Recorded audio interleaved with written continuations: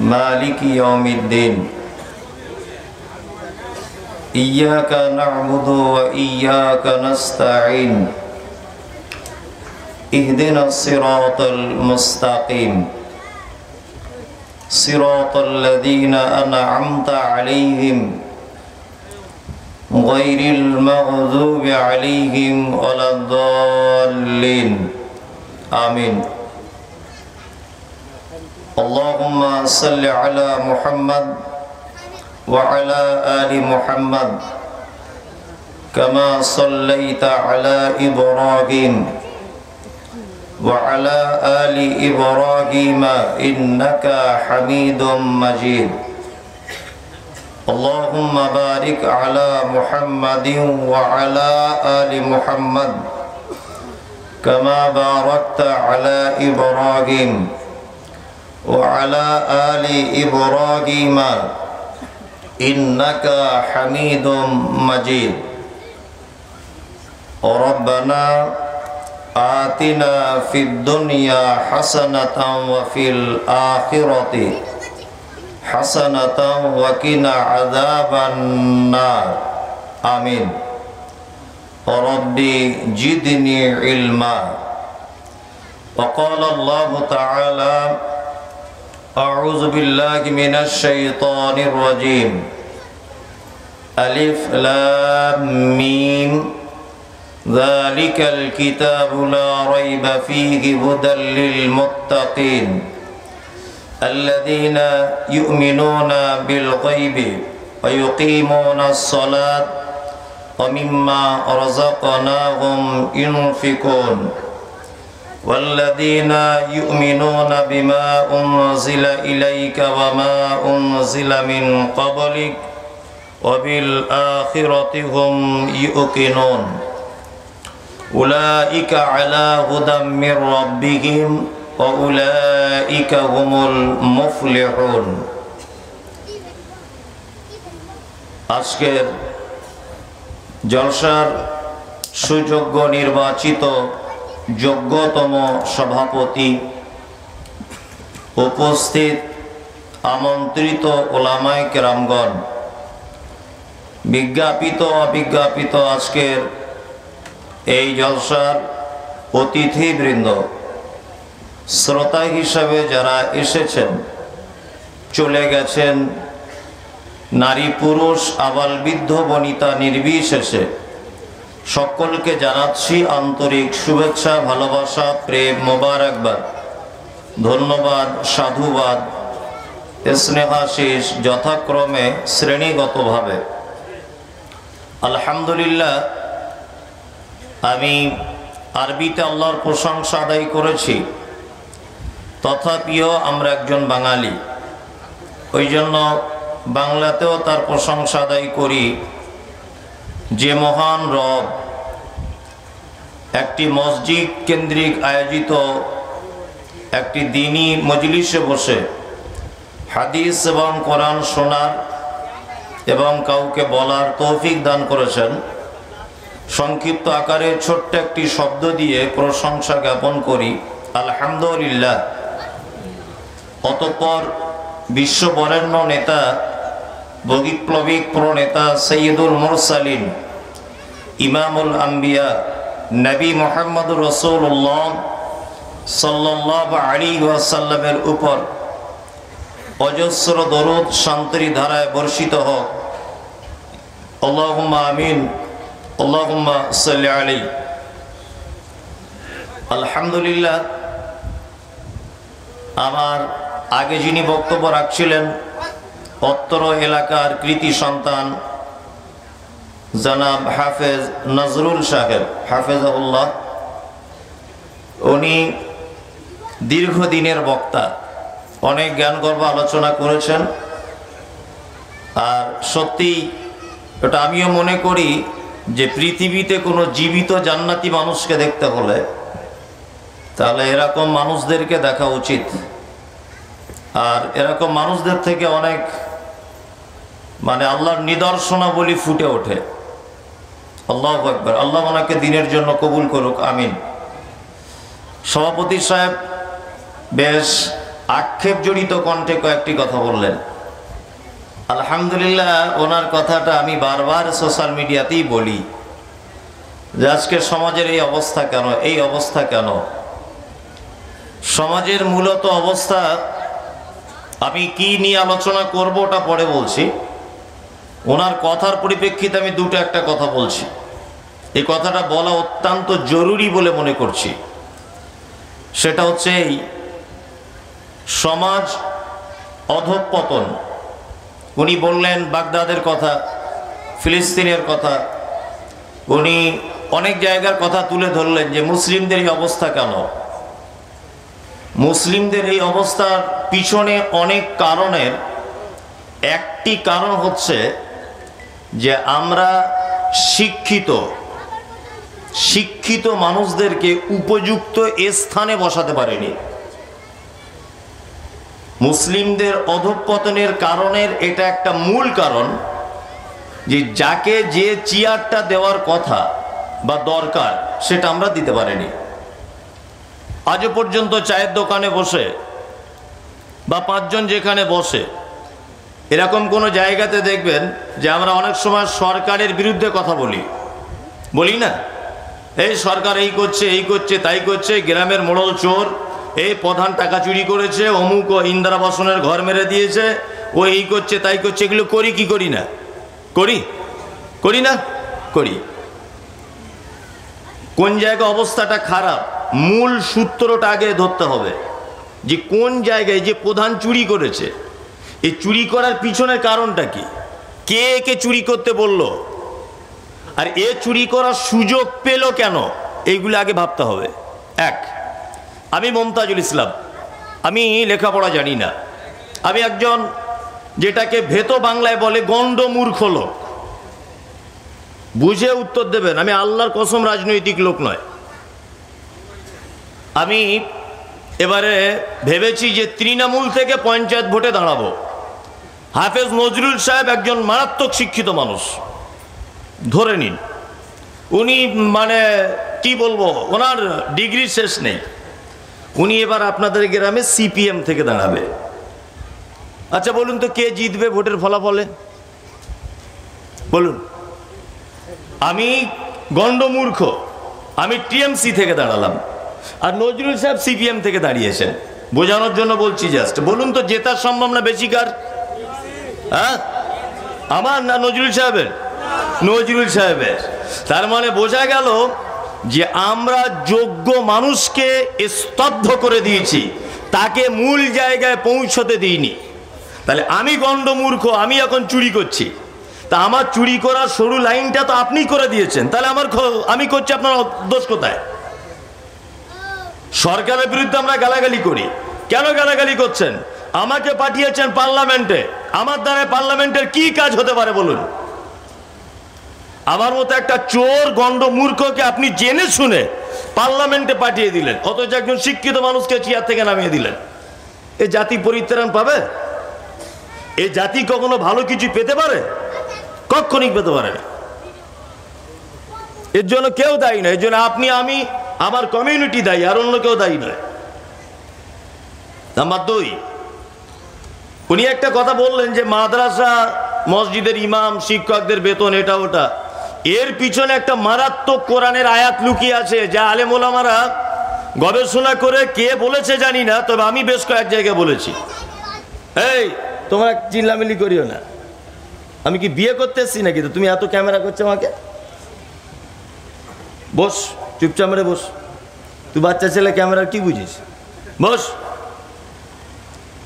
সেটা হচ্ছে এর পিছনে একটা মারাত্মক ক্যান্সার কাজ করছে, ক্যান্সার।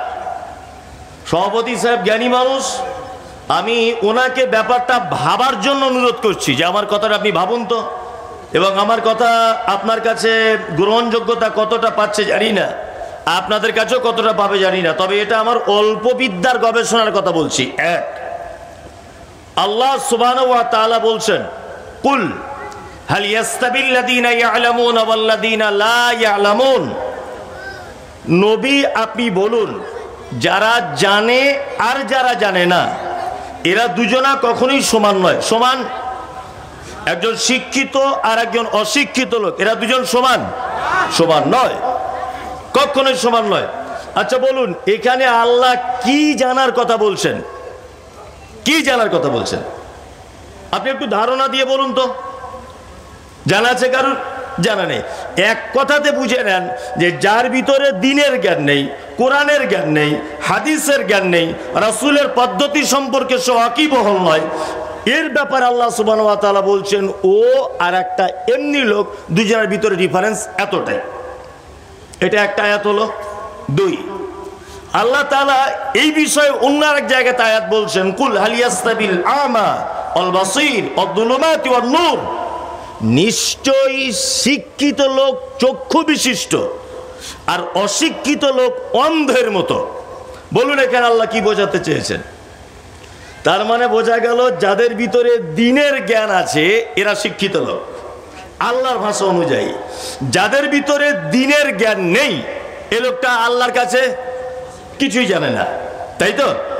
এবার আপনাকে একটা মেইন জায়গায় এসে বোঝানোর চেষ্টা করছি। আমার থেকে আপনি অনেক সিনিয়র, শিক্ষা সিনিয়র, বয়সের সিনিয়র, অর্থের সিনিয়র, সব কিছু সিনিয়র। তারপরেও আপনি আমার কথাটা দেখুন, আপনার মনে কেমন লাগছে? প্রথম আল্লাহ তাআলা বলছে যারা জানে যারা জানে না এরা দুজন সমান নয়। দুই, তারপরে বলছে যারা এটাকে জানে এরা চোখওয়ালা লোকের মতো, যারা এটা জানে না এরা তারা অন্ধে লোকের মতো। আমি মমতাজুল ইসলাম, আমি দুই চোখের অন্ধ। জাস্ট বোঝানোর জন্য বলছি, আল্লাহর কসম উনি আমার বাপের বয়সীর মানুষ, ওনাকে আমি কিছু মনে করে না। ওনার ছেলে আমার খুব ভালো বন্ধু, ছাত্র জীবন থেকে ওনার আমি ভক্ত। হাফেজ নজরুল সাহেব, উনি দুই চোখে দেখতে পান না। আমি ওনার হাতে একটা লাঠি মানে লাইট দিলাম, খুব তেজালো লাইট।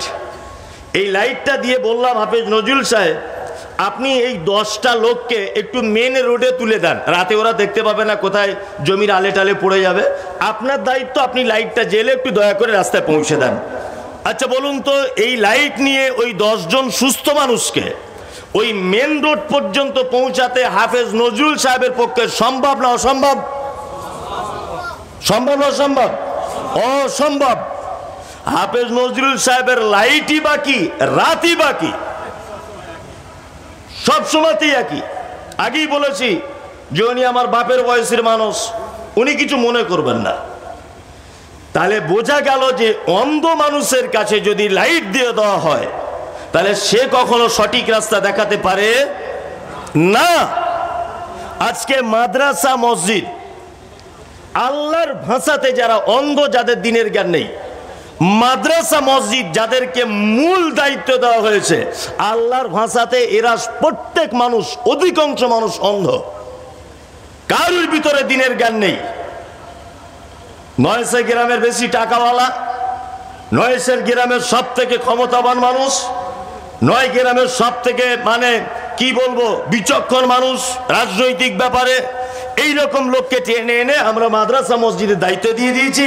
আর একটা সাইকুল হাদিসকে বলছে আপনি এটা করবেন ওটা করবেন না। আরে সমাজ অধঃপতনের তলদেশে চলে যাবে। কি আশ্চর্য ব্যাপার! একজন সাধারণ, মুখে দাড়ি নেই, পাঞ্জাবি নেই, গাঁঠের নিচে কাপড়, এই লোকটাকে দায়িত্ব দেওয়া হচ্ছে দ্বীনের আলো যেখান থেকে মানুষ পাবে। মাদ্রাসা মসজিদ এই জায়গাটা পরিচালনা করবে কে? না আল্লাহর ভাষাতে যে অন্ধ সে। আশ্চর্য ব্যাপার, কি ব্যাপার নয়? হ্যাঁ, এই কথাগুলো যখনই আমি বলবো তখন বলবে যে এই বক্তাকে না নাই ভালো ছিল। তোমার জলসাতে আমার আসার দরকার নাই। হ্যাঁ, তোমার আসাতে আমার জলসায়, তোমার রুজি আমার রুজি তোমার হাতে নেই। পৃথিবী অনেক বড়। কি বলছি বুঝতে পারছেন না? এই বাস্তব কথাগুলো তুলে ধরি বলে সোশ্যাল মিডিয়াতে মানুষ এত গালাগালি করছে আমাকে। কিন্তু আপনি আমার কথা কেটে দেন তো দেখি যে এই পর্যন্ত যা কথা বলেছেন এই জায়গাটা ভুল বলে দিলেন। বলুন, সারা পশ্চিম বাংলা আপনি সমীক্ষা করুন। সারা পশ্চিম বাংলাতে ডাক্তার জাকির নায়েকের লেখা বই, আজ থেকে প্রায় 9 বছর আগে সম্ভবত বইটা লিখেছেন তিনি বলেছেন সারা পশ্চিম বাংলাতে 9 বছর আগে সমীক্ষার কথা বলছি, 5813টা মাদ্রাসা আছে পশ্চিম বাংলাতে, নিজামিয়া মাদ্রাসা, যেটা আমরা ওই চেয়ে ভিক মেঙে এটা ওটা করে চালানো হয়। 5813টা, বেশি কম হতে পারে, এটা হাদিসের কথা নয় যে পাপ হয়ে যাবে। নাম্বার 2, সরকার চালায়, অর্থাৎ সিনিয়র বা হাই মাদ্রাসা এরকম আছে 550 মতো, কম বেশি হতে পারে।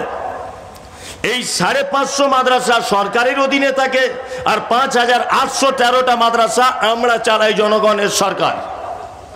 আপনি বলুন, সারা পশ্চিম বাংলাতে যত বড় বড় মাদ্রাসা আছে, পশ্চিম বাংলার কথা বলছি,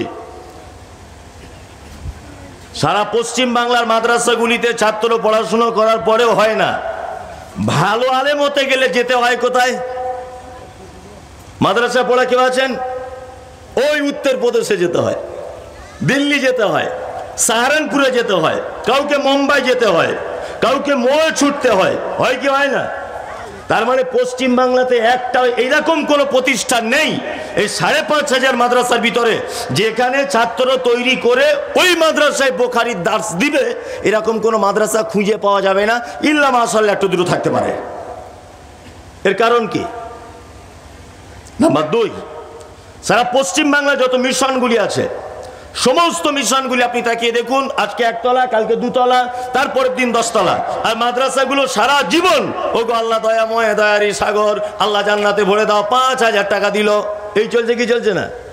কোটি কোটি টাকা মুসলিমরা তাদের নিজস্ব টাকা দান করেছে। আপনি সারা পশ্চিম বাংলার একটা মাদ্রাসা দেখান যে মাদ্রাসায় এত ডেভেলপ হয়েছে, যেখান থেকে প্রত্যেক বছরে 20-30টা করে বুখারীর দার্স দেওয়ার মতো ছাত্র তৈরি হচ্ছে, একটা মাদ্রাসা দেখান। আছে? কোন ডেভেলপ আছে? নেই। কারণ কি?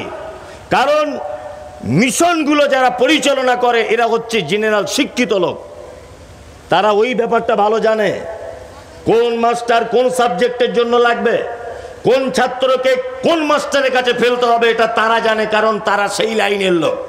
আর আমাদের মাদ্রাসাগুলি যাদেরকে দিয়ে পরিচালনার দায়িত্ব দেওয়া হচ্ছে, এরা ওই ব্যাপারে জানেই না কিছু, যে কোন আলেমকে দিয়ে বুখারী পড়াতে হবে, কাকে কোন ছাত্র দিতে হবে, কাকে কার হাতে কি দায়িত্ব দিতে হবে, বলুন তো জানে? আমি মমতাজুল ইসলাম, আমি জীবনে ফুটবল খেলি না, কোনোদিন ফুটবল খেলিনি। তা আপনাদের গ্রামে এসেছি, দেখছি একটা 16 দলীয় ফুটবল টুর্নামেন্ট চলছে। তা আমি গাড়ি থেকে নামলাম, গ্রামের সবাই আমার পরিচিত, আমার ভক্ত, এসে আমাকে গলা জড়িয়ে বলছে, আসসালামু আলাইকুম, আপনি মমতাজুল সাহেব? ইয়েস, মমতাজুল সাহেব। তো বলছে, এক কাজ করুন, আজকে যাদেরকে রেফারি হিসেবে এনেছি ওদেরকে আজকে লাগানোর দরকার নেই, হুজুর আপনি আজকে রেফারিটা করুন। আমি জীবনেও কিন্তু ফুটবল খেলা বুঝি না, অফসাইড কি করে হয় জানি না, যে থ্রো কিভাবে করতে হয় জানি না, কিভাবে গোল হয় এটা বুঝি না, কত দূর থেকে হাত দিয়ে বল ধরা যাবে এটাও জানি না, হ্যান্ডবল কাকে বলে এটাও আমি জানি না।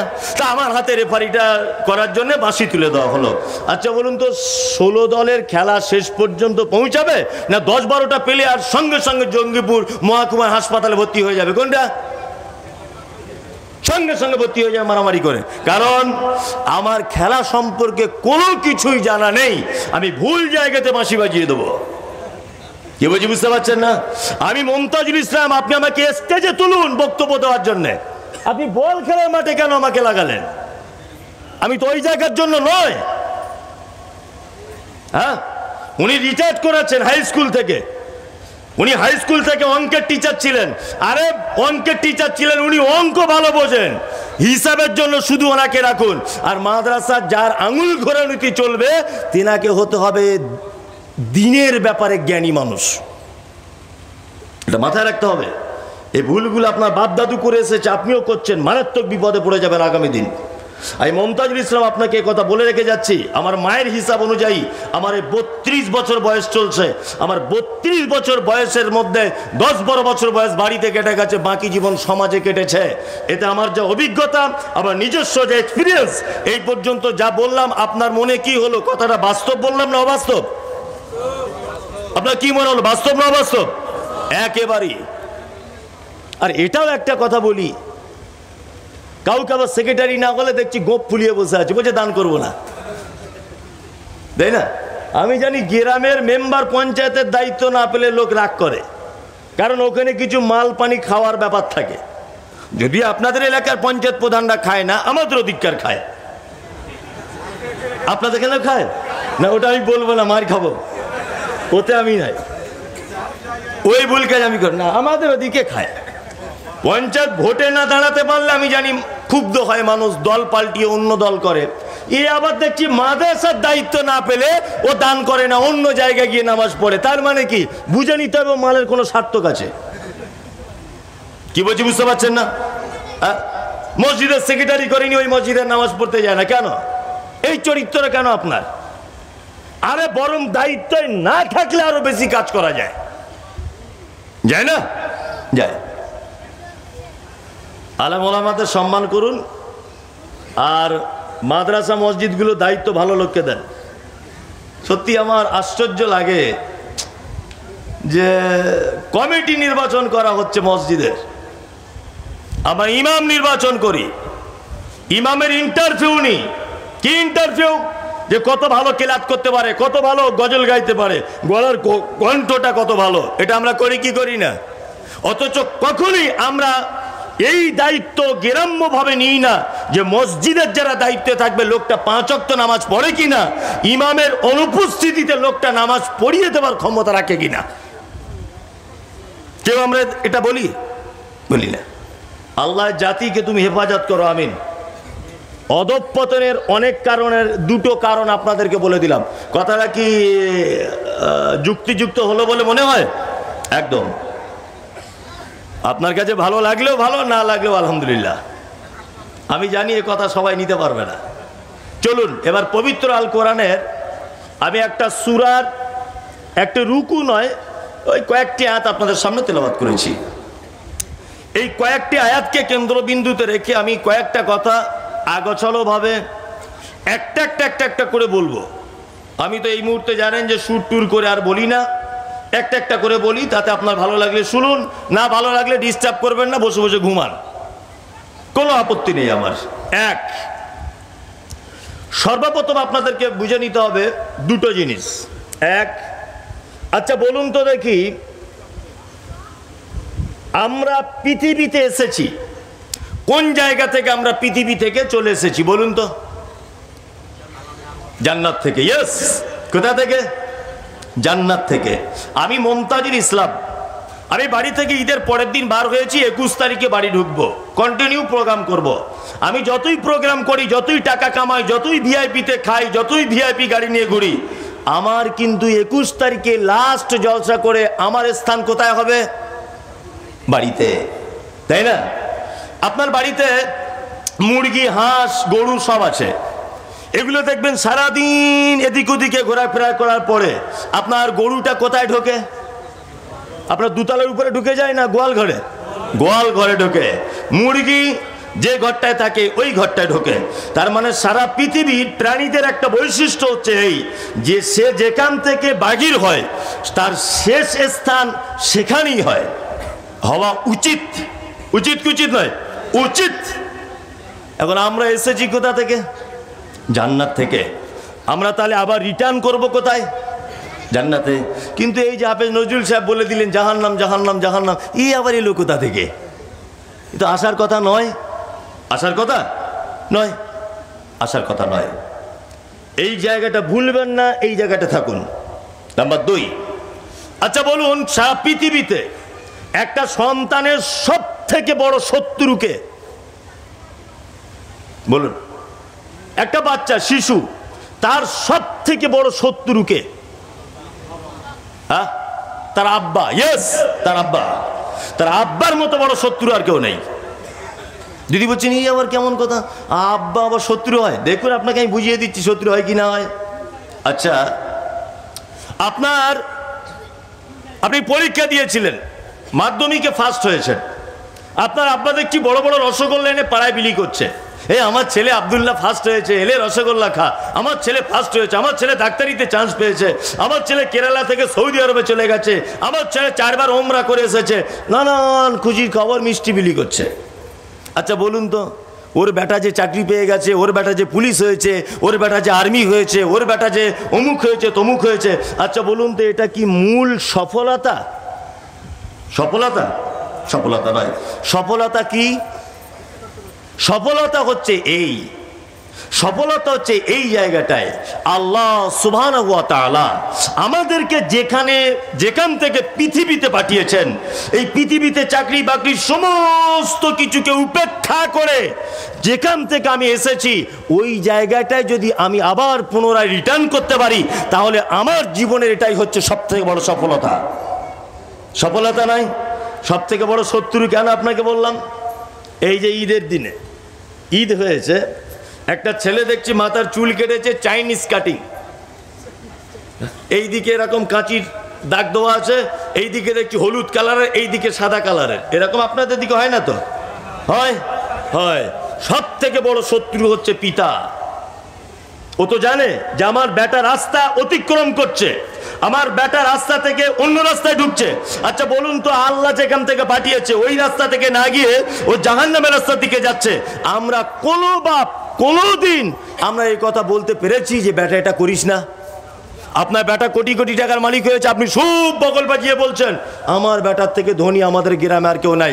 কোনোদিন আপনার বেটাকে বলেছেন বেটা এটা সফলতা নয়, তুমি আজকে 1 কোটি টাকার মালিক হয়েছো, 2.5 লক্ষ টাকা তোমাকে পারিয়ার জাকাত দেওয়া লাগবে, তাহলেই তোমার জীবনের সফলতা আসবে? একটা বাপ বলুন আমি আমার বেটাকে বলে দিয়েছি? বলতে পেরেছি? পারিনি। একটা বাপ আমরা বলতে পারিনি। তার মানে বোঝা গেল এই পর্যন্ত বর্তমান বাজারে একটা সন্তানের সব থেকে বড় শত্রু তার বাপ আর মা। ভালো মন্দটা বলে দিতে পারে না, কোন রাস্তা দিতে হবে আমাদের সেই রাস্তা বলে দিতে পারে না। শত্রু কি শত্রু নয়? সব থেকে বড় শত্রু। তার ভিতরে আমিও একজন, আপনি একজন। আমি পবিত্র আল কোরআনের যে আয়াতগুলি বলেছি এর ভিতরে বলবো যে সফলতা পেয়েছে কারা আর পাবি বা কারা, এই ব্যাপারে 2-4টে কথা আপনাদেরকে বলে বক্তব্য শেষ করব। এক, আমি যে সূরাটার প্রথমে বলেছি সেটা হচ্ছে সূরা বাকারা। এই সূরার অনেক তাৎপর্য গুরুত্বপূর্ণ ব্যাপার হাদিসে বর্ণিত হয়েছে। তার মধ্যে একটা হচ্ছে এই, রাসূলুল্লাহ বলেছেন কেউ যদি সূরা বাকারা বাড়িতে তেলাওয়াত যদি করে তাহলে তার বাড়িতে শয়তান প্রবেশ করে না। 1, 2, আল্লাহ নবী সাল্লাল্লাহু আলাইহি ওয়াসাল্লাম বলেছেন তোমরা তোমাদের বাড়িগুলিকে কবরে পরিণত করো না, অর্থাৎ কবরস্থানে পরিণত করো না। যে বাড়িতে সূরা বাকারা তেলাওয়াত হয় না ও বাড়িটা বিরান বাড়ির মতো, অর্থাৎ কবরস্থানের মতো শুনশান বাড়ি, ওটাতে তোমরা সূরা বাকারা তেলাওয়াত করো। আমরা করেছি, অবশ্য রমজান মাস অতিবাহিত হয়েছে, রমজানে করেছি। আসলে আমাদের ইবাদতগুলো সব অনুষ্ঠানে পরিণত হয়েছে, হয়েছে না? 5 ওয়াক্তের সালাত সুন্নত না ফরজ? ফরজ। এই ফরজ জিনিসটাকে শুধুমাত্র শুক্রবারের দিনে অনুষ্ঠান পরিণত করে দিয়েছি। বড় পাঞ্জাবি পরে শুধু দেখুন শুক্রবারে লোকটা গিয়ে মসজিদে বসে আছে, এটা একটা অনুষ্ঠান। করেছি না? করেছি।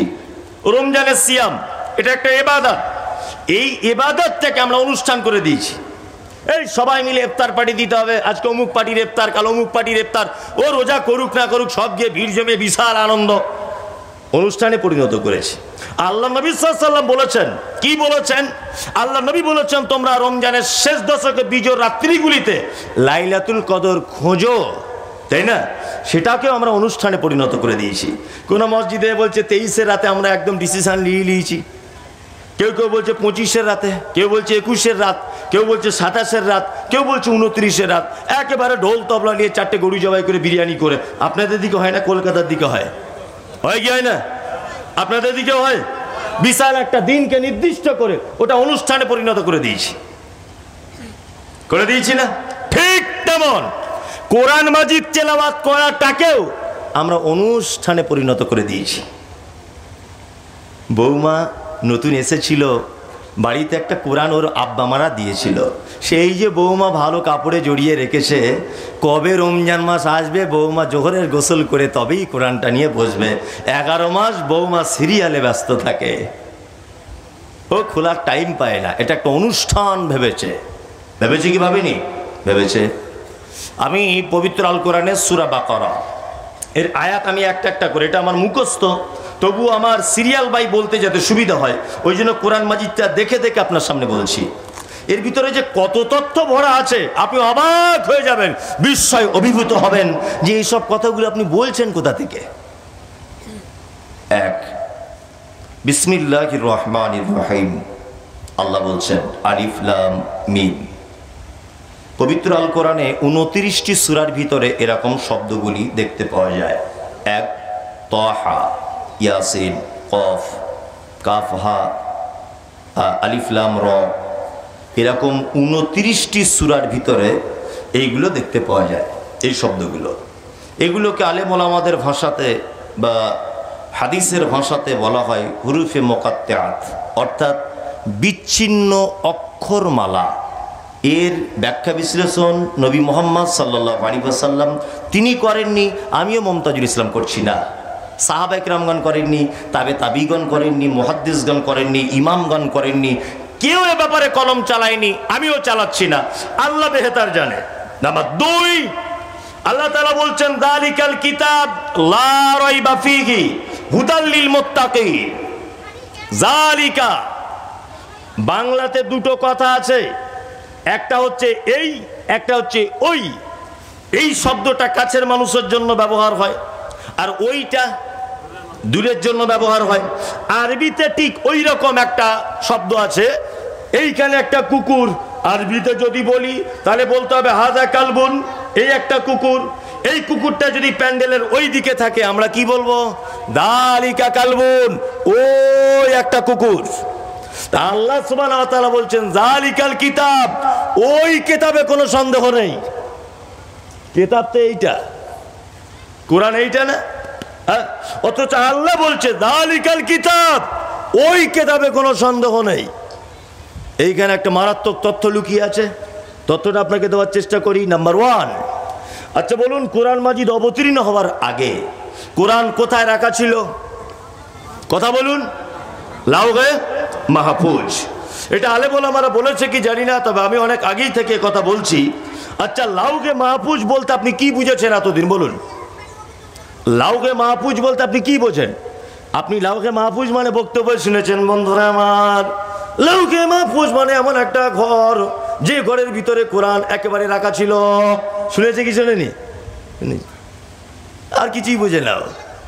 আসলে লাউহে মাহফুজ মানে সংরক্ষিত স্থান। এটা কেমন আপনাকে বোঝাই। আমি মুমতাজুল ইসলাম খুব ভালো ছবি আঁকতে পারি, ধরে নেন খুব ভালো। আমার কাছে একটা রং, একটা তুলি দেওয়া হলো, আর বলা হলো যে তুমি এই ব্ল্যাকবোর্ডে একটা শিশুর ছবি আঁকো। আচ্ছা বলুন তো, শিশু বলতে নারী এবং পুরুষ উভয় লিঙ্গকে বোঝায় কি বোঝায় না? বোঝায়, তাই তো? আমি রং আর তুলিটা হাতে নিয়ে মনে মনে ভাবছি, শিশুটা ঘুমিয়ে আছে এরকম করে আঁকবো, না বসে পায়খানা করছে এরকম আঁকবো, না শিশুটা দৌড়াচ্ছে এরকম আঁকবো, না পাপ্পুতে করে দুধ পান করছে এইটা আঁকবো, না শিশুটা ঘুমিয়ে আছে মায়ের কোলে এটা আঁকবো। আচ্ছা বলুন তো, রং তুলিটা হাতে নেওয়ার সাথে সাথেই আমার মনের মণিকোঠাতে, আমার হৃদয়ের অ্যালবামে অলরেডি একটা ছবি আঁকা হয়ে যাবে কি যাবে না? যাবে, যাবে। এইটার নাম হচ্ছে লাউহে মাহফুজ। জি, মানে আল্লাহ সুবহানাহু ওয়া তাআলা সারা পৃথিবী সৃষ্টি করার জন্য যা কিছু পরিকল্পনা করেছিলেন, কোথায় কোন নবীকে পাঠাবেন, ওই যে 1 তারিখে মুমতাজুল ইসলাম অমুক গ্রামে জলসায় যাবে, তার আগে বক্তব্য রাখবেন হাফেজ নজরুল সাহেব, তার আগে একজন বক্তব্য রাখবেন তার নাম তানভীর আলম, জলসা সভাপতি করবেন ওই আপনার ইচাখালী মাদ্রাসার শিক্ষক, আর একজন বক্তা হিসেবে থাকবেন মুমতাজুল ইসলাম, ওই এই টাইমে পৌঁছাবে, এই কথা বলবে।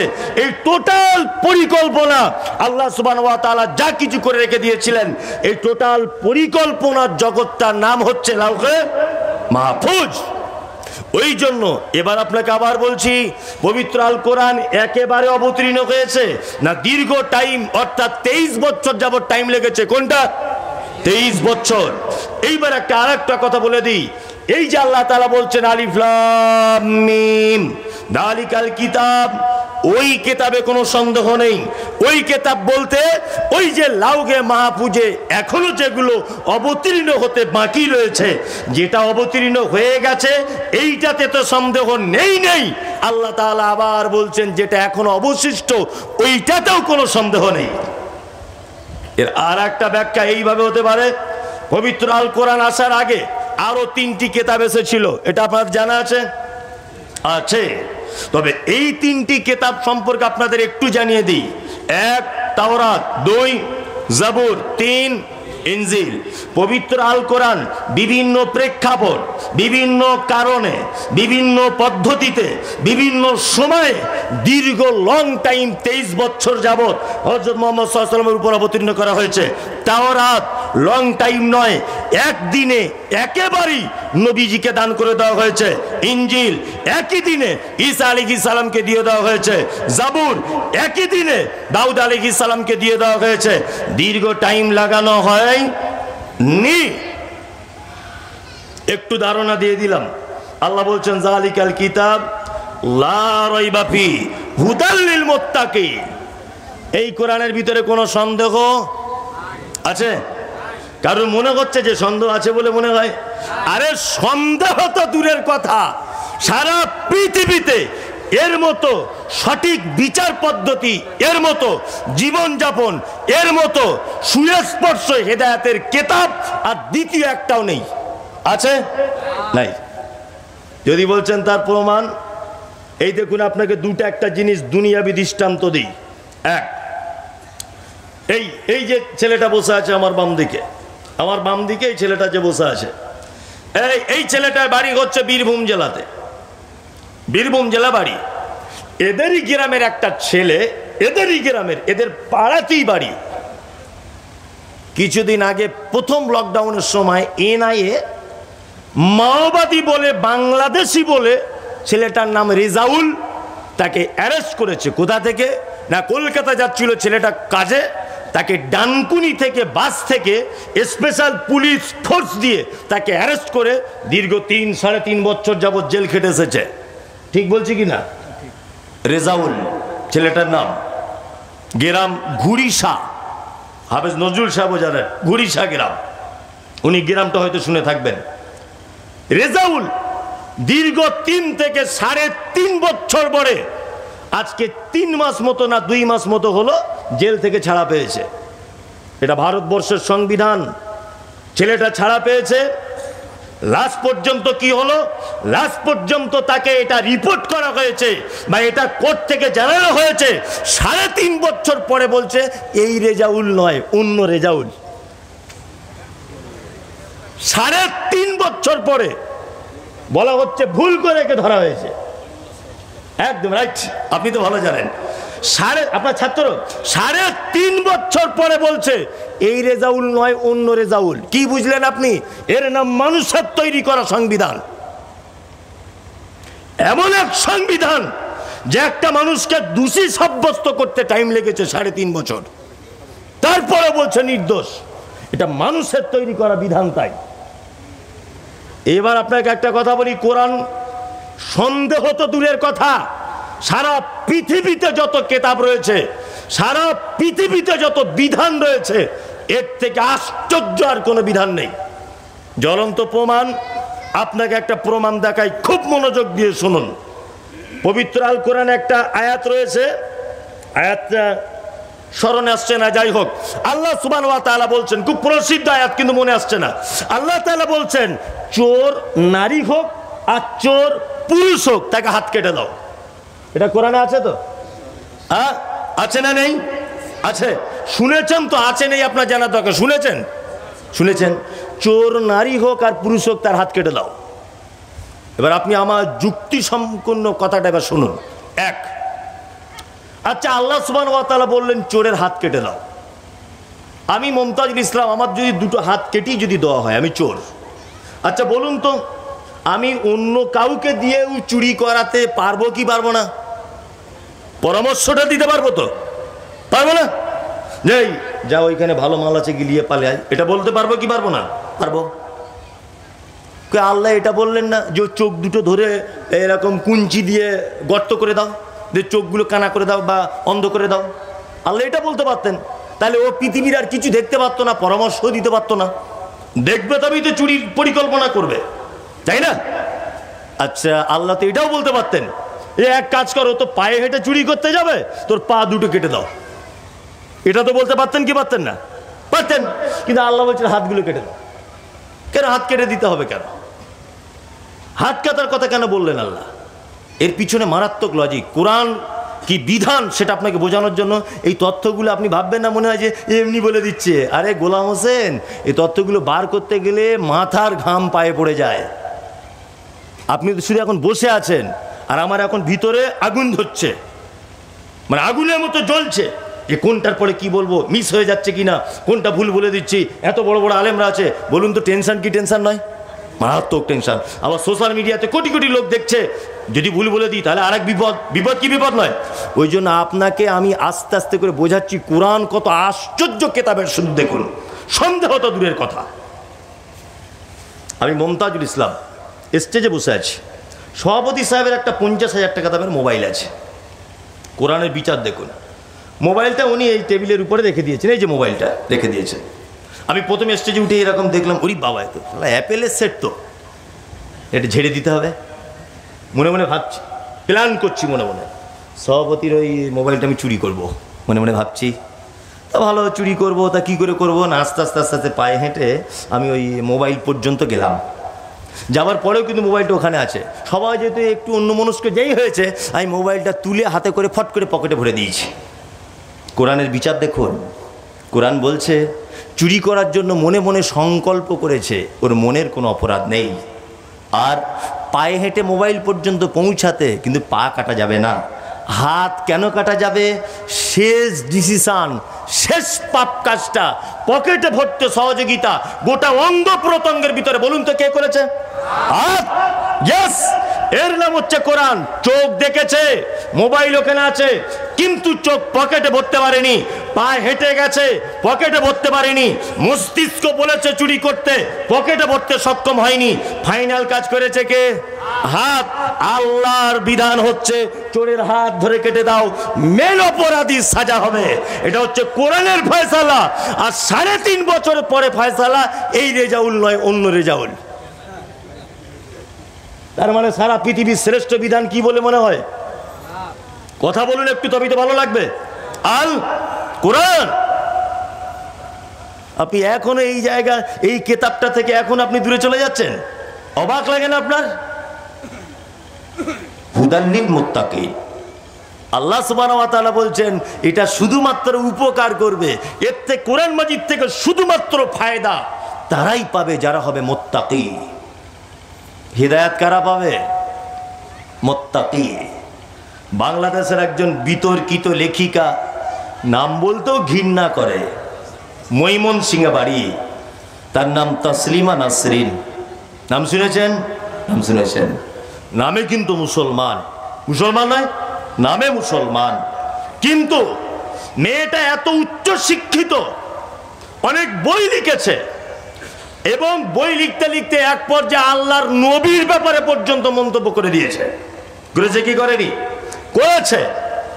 এত শিক্ষিত, এত লেখাপড়া জানার পরেও হিদায়াত পেল না।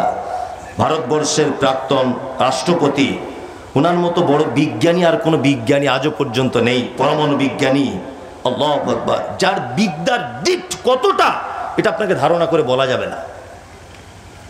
এত বিদ্যার অর্জন করেছিলেন, আল্লাহু আকবার, কিন্তু লোকটা কোরআন তেলাওয়াত করার সুযোগ পেল না, হিদায়াত পেল না। আল্লাহ সুবহানাহু ওয়া তাআলা বলছেন কোরআন মাজিদ শুধু তোমার কাছে এসেছে বলে তুমি হিদায়াত পেয়ে যাবে এটা নয়। আল্লাহ বলছে এর থেকে শুধুমাত্র লাভবান তারাই হবে যারা মুত্তাকি, পরহেজগার। তাদের উপকার হবে এর থেকে, আর কারো উপকার হবে না।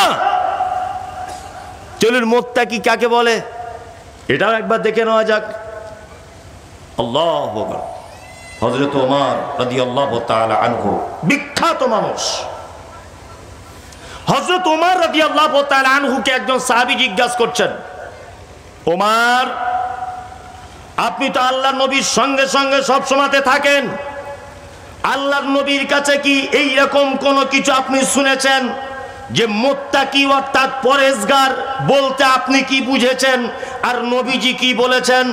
হযরত ওমর তখন বলছেন, হে আল্লাহর নবী, সাহাবী শোনো, তুমি কি কোনোদিন এমন রাস্তা দিয়ে অতিক্রম করেছ যে রাস্তার চতুর্দিকে কাঁটা গাছ? তুমি এই কাঁটাযুক্ত রাস্তাতে কি কোনোদিন তুমি পথ অতিক্রম করেছ?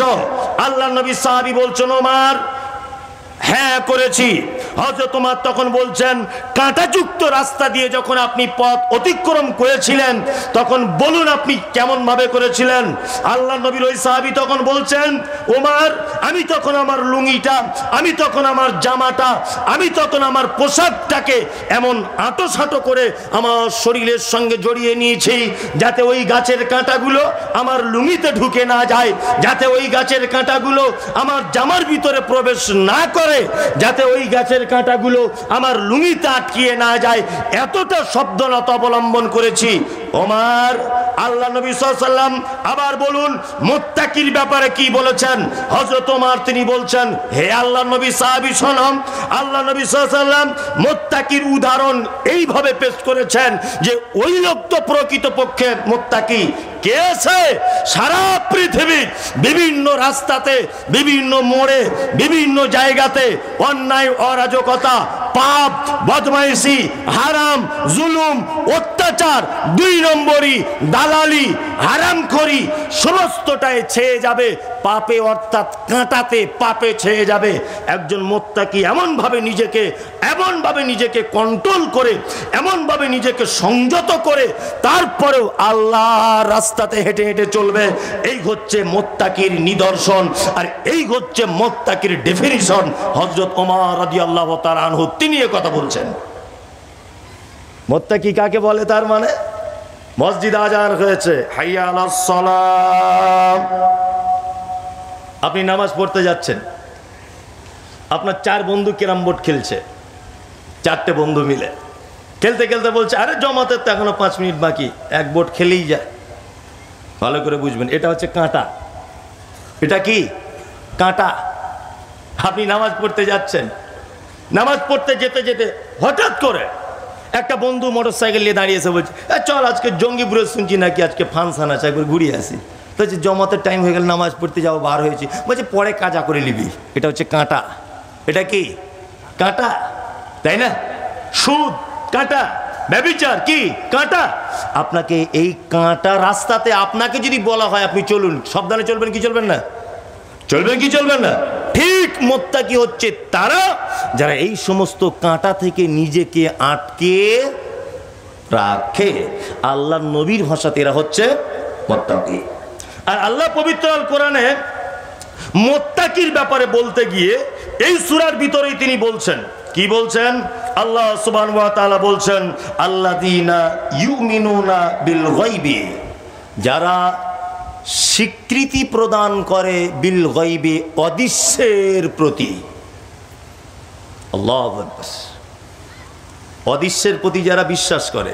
অদৃশ্য বলতে অদৃশ্য বলতে কি? কিয়ামত। এটা বিশ্বাস করেন? করেন না? আপনি করেন না। যদি বলছেন কেমন করে, আপনি কি করে করেন? আপনি তো কিছুই বুঝতে পারছেন না এখনো পর্যন্ত। কিয়ামত হবে বলে মনে হয়? হবে? তো এত কিছুই যখন জানেন, এত ইন্টারেস্ট কিসের? আমি একটা জিনিস মাঝে সাঝে অবাক হই, আল্লাহু আকবার। আচ্ছা বলুন তো, এই সারা পৃথিবীতে যা কিছু আছে এই সমস্ত কিছুটা কার? কার? আল্লাহর, তাই না? তাহলে মাল কার? আল্লাহর। তাহলে আমরা কি? আমরা ধরে নেন ভাড়াটিয়া, এই 50 বছর ভাড়ায় থাকবো, তারপরে চলে যাব, এরকম একটা ব্যাপার নয়? ব্যাপার। আল্লাহ সারা পৃথিবীর মালিক। আল্লাহ নিজে বলছে সারা পৃথিবী মাছির ডানা সমপরিমাণ মূল্য আমার কাছে নেই। কি বলছি বুঝতে পারছেন না? মাছির ডানা পরিমাণ মূল্য আল্লাহর কাছে আছে পৃথিবী। তা যার সম্পদ, যার মাল, সে বলছে আমার কাছে মূল্য নেই। এখন ভাড়াটিয়া বলছে আমার বিশাল ইন্টারেস্ট, সবই তো আমার। ঘটনা এরকম নয়? তাহলে মানুষ অনেকটা বোকা মনে হচ্ছে না? হ্যাঁ, অনেকটাই বোকা, তাই না? কিয়ামত এটা অদৃশ্যের বিষয়, এটা আপনাকে বিশ্বাস করে নিতে হবে। আল্লাহু আকবার। আপনি শুধু একটু আল্লাহর কয়েকটা কথা বিশ্বাস করুন, ইনশাল্লাহ আপনার জন্য জান্নাত রেডি, একদম রেডি। কি বলছি বুঝতে পারছেন? একদম রেডি। আপনাকে একটা কথা খুব ভালো করে বলে দিই, আমি মমতাজুল ইসলাম, হাফেজ নজরুল সাহেব যদি এখন বলেন যে আমি জীবনে কোনো মেয়ে ছেলের মুখ দেখিনি, মুমতাজুল সাহেব আপনি যতই ফটর ফটর করো, উনি তো আমাকে আপনি বলবেন না, ছেলের মতো, তুমি যতই ফটর ফটর করো মুমতাজুল, আমি জীবনে কোনো মেয়ে ছেলে মানে উলঙ্গ নারী দেখিনি। মুমতাজুল তুমি তো এরকম মেয়ে দেখো, বলো, আমাকে বলছে। বললাম হ্যাঁ হাফেজ সাহেব আমি দেখি। আচ্ছা হাফেজ নজরুল সাহেব যদি বলেন যে আমি জীবনেও কোনো মেয়ে ছেলের মুখ দেখিনি, তো এটা কি মারাত্মক বাহাদুরির কিছু ব্যাপার? বলুন বাহাদুরি ব্যাপার? ব্যাপার না। উনি তো অন্ধ মানুষ, উনি তো দেখতেই পান না, ওনার কাছে কোনো বাহাদুরি নয়। একটা চোখওয়ালা মানুষ যদি বলতো, চোখওয়ালা মানুষ, আমি এত পরেশগার, আমি জীবনে কোনো নারীর মুখ দেখিনি, এটা মারাত্মক বাহাদুরি ব্যাপার ছিল। ছিল কি ছিল না? ছিল। এবার বলুন আমাদের ইমান বেশি না সাহাবীদের? কথা বলুন একটু। সাহাবীদের এমনিতে ইমান বেশি হবেই, তো হবার কথা, কারণ সাহাবীরা আল্লাহর নবীকে সচক্ষে দেখেছেন, সাহাবীরা আল্লাহর নবীর কাছে থাকতেন, সাহাবীরা আল্লাহর নবীর নুরানি চেহারা দেখেছেন, সাহাবীরা আল্লাহর নবীর পরিবার কেমনভাবে চলতেন সব বিস্তারিত দেখেছেন। ওনাদের ইমান বেশি হবারই কথা। কথা কি কথা নয়? কথা কি কথা? আজ থেকে 1400 বছর, 1500 বছর আগেও এখনো পর্যন্ত নূপুর শর্মার মতো একজন বিয়াদব মহিলা আল্লাহর নবীর ব্যাপারে কথা বলার কারণে অনেক মুসলিম যুবক আল্লাহর নবীকে না দেখেও 1500 বছর আগে নিজের প্রাণকে উৎসর্গ করতে পর্যন্ত দ্বিধাবোধ করে না, করে। এখন যদি আল্লাহর নবীর বিরুদ্ধে আপনাদের জঙ্গিপুরে যদি কেউ কোনো কথা বলে, আপনার রক্ত ভিতরে ফুটবে কি ফুটবে না? প্রাণ দিতে প্রস্তুত আছেন না নেই? আছেন না নেই? অবশ্যই আছেন। আরে 1500 বছর আগে যদি আপনার এই ইমানের তীব্রতা থাকে, আপনি অবশ্যই জান্নাতে যাবেন, কেউ আপনাকে আটকাতে পারবে না ইনশাল্লাহ। শুধু একটু আপনি ভালো কাজ করুন। সাহাবীরা নবীজিকে দেখেছেন, সাহাবীরা নবীর সঙ্গে থেকেছেন, সাহাবীরা নবীর সঙ্গে খাওয়া দাওয়া করেছেন, সাহাবীরা নবীজির সঙ্গে সালাত আদায় করেছেন, সাহাবীরা নবীর সঙ্গে থেকেছেন, সিয়াম পালন করেছেন। ওনাদের পক্ষে এটা মারাত্মক আশ্চর্যের বিষয় কিছু নয়, তবু ওনারা সব থেকে বড় আল্লাহর বান্দা, সব থেকে দামি। আমি জাস্ট বোঝানোর জন্য বলছি, ওনাদেরকে ছোট করিনি, আল্লাহর কসম বলছি না, কেউ ভুল ব্যাখ্যা নেবেন না। আপনাকে বোঝাতে চাইছি এটা সাহাবীদের পক্ষে ওটা সম্ভব। আজ থেকে 1500 বছর পরে না আমরা নবীজিকে দেখেছি, না কোনো সাহাবীকে দেখেছি, না কোনো তাবিঈনকে দেখেছি, না 4 ইমামের একজনকে দেখেছি, না কোনো খলিফাকে দেখেছি, না কোনো রকমের কিছু। আমরা শুধুমাত্র অন্ধের মতো বিশ্বাস করে বলি অবশ্যই নবীজি ছিলেন, অবশ্যই নবীর প্রতি ঈমান রাখতে হবে। আজও পর্যন্ত এমন মানুষ রয়েছে, উহুদের ময়দানে নবীজির দাঁত ভেঙে দেবার ঘটনা, এই তাবুকের যুদ্ধে নবীজির দাঁত ভেঙে দেবার ঘটনা, এই যে আল্লাহ নবী সাল্লাল্লাহু আলাইহি ওয়াসাল্লামের পরিবারের করুণ কাহিনী বললে আজও চোখে পানি আসে কি আসে না? আছে। তার মানে ভেবে নেন আপনি একটু শুধুমাত্র আল্লাহর হয়ে যান, জান্নাত আপনার জন্য অপেক্ষা করছে। কি বলছি বুঝতে পারছেন না? শুধু একটু আপনি অপেক্ষা করুন, আর একটু শুধু ভালো কাজ করুন, জান্নাত কি করছে? অপেক্ষা করছে। অদৃশ্যে নবীজিকে বিশ্বাস করে নিতে হবে, ফেরেশতা আছে এটা বিশ্বাস করতে হবে, কিয়ামত এটা বিশ্বাস করতে হবে। আল্লাহু আকবার, আল্লাহু আকবার। আপনাকে আমি বোঝাতে পারবো না কিয়ামতের মাঠ কি জিনিস, এটা আপনি বিশ্বাস করবেন না। আপনি তো দূরের কথা, বাচ্চা ছেলে, আপনার বাপকে পর্যন্ত এই কথা বিশ্বাস করা লাগবে। যদি বলছেন কেমন করে, তার দৃষ্টান্ত এটা আমি অনেক জায়গায় বলেছি। 6 ফেব্রুয়ারি 2023-এ তুরস্কের সিরিয়ার মাটিতে মারাত্মক এক ভূমিকম্প হয়েছে, এটা শুনেছেন? শুনেছেন। ভূমিকম্পটা হয়েছে কোথায় না, মাটি থেকে 8 কিলোমিটার নিচে, মাটির 8 কিলোমিটার নিচে ভূমিকম্প হয়েছে। তার ফলশ্রুতিতে উপরের বিল্ডিং বালাখানাগুলো থরথর থরথর কাঁপতে কাঁপতে কাঁপতে কাঁপতে অসংখ্য নিরীহ মানুষগুলি মারা গেল। আল্লাহু আকবার। কুকুর, অবলা প্রাণী, কুকুরের মনে পর্যন্ত মানুষের ব্যাপারে মানবতা তৈরি হয়েছে। কুকুর পর্যন্ত, মাটির তলায় পড়ে থাকা দুধের শিশুরা, মা মারা গেছে একদিকে, বাপ তার সন্তানকে বুকে জড়িয়ে ধরে রেখেছে। মাটির তলাতে বাপ মারা গেছে, সন্তান মারা যায়নি, নিঃশ্বাস চলছে।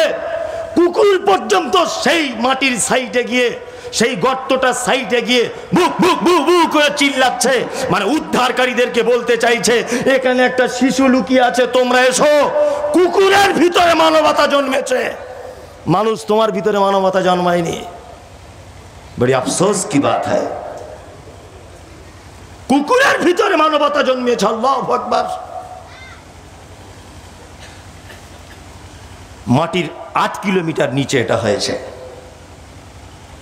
কতক্ষণ হয়েছে? 40 সেকেন্ড। কতক্ষণ? 40 সেকেন্ড। আল্লাহু আকবার। কিয়ামতের ভূমিকম্পের কথা আল্লাহ সুবহানাহু ওয়া তাআলা বলছেন। এটা দুনিয়াতে যদি এই অবস্থা হয়, থরথর থরথর করে কাঁপে। আল্লাহ তাআলা বলছেন ইজা জুলজিলাতিল আরজু জিলজালাহা ওয়া আখরাজাতিল আরজু আসকালাহা। আল্লাহু আকবার। কিয়ামতের ভূমিকম্প তো কঠিন। আল্লাহর ভাষা অনুযায়ী ঢালাই মেশিনে দেখেছেন বালি সিমেন্ট সব কিছু এক জায়গায় দিয়ে ঘুরিয়ে দেওয়া হয়, নিচের মাল উপরে, উপরের মাল নিচে করা হয় কি হয় না? হয়। আল্লাহ সুবহানাহু ওয়া তাআলা বলছেন ওয়া আখরাজাতিল আরজু আসকালাহা, মাটির তলার ভারী সম্পদগুলিকে সেদিন উপরে তুলে দেওয়া হবে। এই দিনটার প্রতি বিশ্বাস রাখুন। আল্লাহ সুবহানাহু ওয়া তাআলা দিনের ব্যাপারে বলছেন ইয়াওমা তারাউনাহা তাযহালু কুল্লু মুরজিআতিন আম্মা আরজাআত ওয়া তাযাউ কুল্লু যাতিন হামলিন হামলাহা ওয়া তারান নাসা সুকারা ওয়া মা হুম বিসুকারা ওয়ালাকিন্না আযাবাল্লাহি শাদীদ। আল্লাহু আকবার, আল্লাহু আকবার, আল্লাহু আকবার। কি অবস্থা!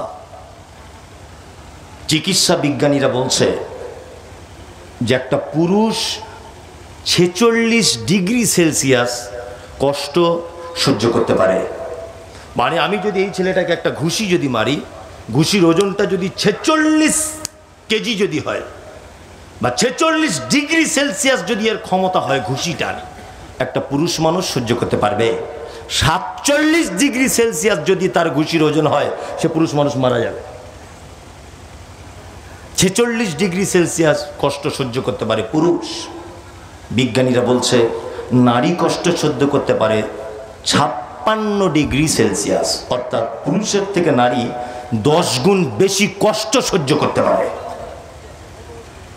তার একটা দৃষ্টান্ত হচ্ছে এই, তার জ্বলন্ত প্রমাণ হচ্ছে এই, বাচ্চা জন্ম দেওয়া।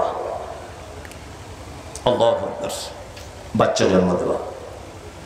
আল্লাহ সুবহানাহু ওয়া তাআলা বলছেন কিয়ামতের মাঠ ইয়াওমা তারাউনাহা তাযহালু কুল্লু মুরজিআতিন আম্মা আরজাআত ওয়া তাযাউ কুল্লু যাতি হামলিন হামলাহা ওয়া তারান নাসা সুকারা। সেদিন দুগ্ধদানকারিণী মা তার বাচ্চা মায়ের আঁচল ধরে বলবে মা একটু দুধ দাও, একটু দুধ দাও। আল্লাহ বলছে মা তার বাচ্চাকে দুধ পান করাতে ভুলে যাবে। একজন মা দাঁড়িয়ে থাকবে, তার বাচ্চা নিচের দিক দিয়ে হয়ে যাবে, মা বুঝতে পারবে না। আল্লাহু আকবার। মানুষকে দেখতে পাওয়া যাবে সব মদ পান করেছে। আল্লাহ বলছে ওমা হুম বিসুকারা, একজনাও তারা মদ পান করেনি। ওয়ালাকিন্না আযাবাল্লাহি শাদীদ, শুধু আমার কঠিন আযাবের ভয়ে তারা কিয়ামতের মাঠে মাতালের মতো করে তারা ঘুরবে। আল্লাহু আকবার। এটা অদৃশ্য, কিন্তু আপনাকে বিশ্বাস করতে হবে। হবে কি হবে না?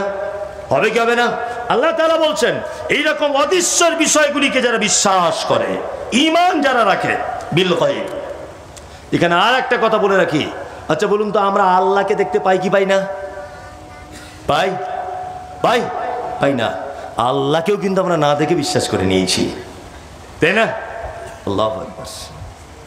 না দেখি বেশি ভালো, না দেখে ভালো, না দেখে বেশি ভালো। সে একটা কথা আছে না, না দেখে ছিলাম ভালো, দেখে পরাণ জ্বলে গেল, এটা কথা আছে। আর কাজী নজরুলের ভাষা হচ্ছে ওই যে তুমি কাউকে যদি পৃথিবীতে সব থেকে বেশি প্রেম বা ভালোবাসো, কখনই তার সামনে দাঁড়িও না, তাহলে প্রেম ভালোবাসা থাকবে না। লাইলা মজনুর গল্প শুনেছেন তো? এগুলো মাঝে সাঝে কথা প্রসঙ্গে চলে আসে। বলছে লাইলা একদিন হেঁটে হেঁটে যাচ্ছে, তা মজনুকে কোনোদিন দেখেনি। আসলে লাইলা মজনু বলে পৃথিবীতে কেউ ছিল না, এটা কাল্পনিক একটা গল্প। কি বললাম বুঝলেন না? হ্যাঁ, কাল্পনিক। গোপাল ভাঁড়, গোপাল ভাঁড় ওর নাম না, এমনি নাম দিয়েছে গোপাল ভাঁড়। ওর ভালো নাম আছে, নদিয়াতে বাড়ি। কি বলছি বুঝতে পারছেন না? গোপাল ভাঁড় ওর নাম দিয়ে দিয়েছে। আর লাইলা মজনু বলে পৃথিবীতে কেউ ছিল না। আমি যা বইপত্র পড়ে দেখেছি এরকম কোনো মানুষ ছিল না যে তাদের ইতিহাস লেখা হয়েছে তাদের ছেলের নামেই মেয়ের নামে এত সালে জন্ম মৃত্যু, কিছু নেই। এমনি লাইলা মজনু নাম দিয়ে কাল্পনিক একটা গল্প রচনা করা হয়েছে। তা মজনু লাইলা একদিন দেখছে যে মজনু ওই আগে আগে যাচ্ছে। তা লাইলা পিছন দিক দিয়ে কোনোদিন ওকে দেখিনি, ওর গলার সুর শুনেছে, তা ও আস্তে আস্তে করে নয় দৌড়ে দৌড়ে যাচ্ছে। এটা গল্প। জমির আল দিয়ে ছুটছে, হ্যাঁ। তা একটা লোক নামাজ পড়ছে, তা লোকটা সেজদায় গিয়েছে। তা লাইলা মজনুর প্রেমে এত পাগল যে ও গিয়ে ওই নামাজি লোকটার ঘাড়ে মাথা দিয়ে দিয়েছে, পা দিয়ে দিয়েছে। নামাজি লোকটা তখন উঠে বলছে, বিয়াদব, তুই কেন আমার ঘাড়ের উপরে পা দিলি বল? হ্যাঁ, অসভ্য, আমি নামাজ পড়তে, তুই জানিস না? তখন লাইলা বলছে, সাহেব কেন এত গালাগালি দিচ্ছ?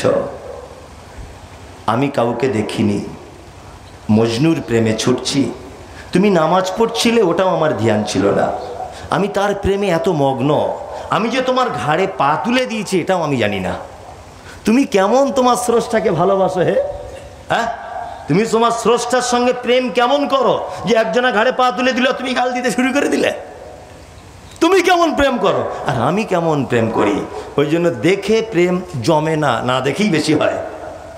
দেখে প্রেম হলে অনেক মতভেদ হবে, অনেক রকমের মতনৈক্য দেখা দেবে। দেখা দেবে কি দেবে না?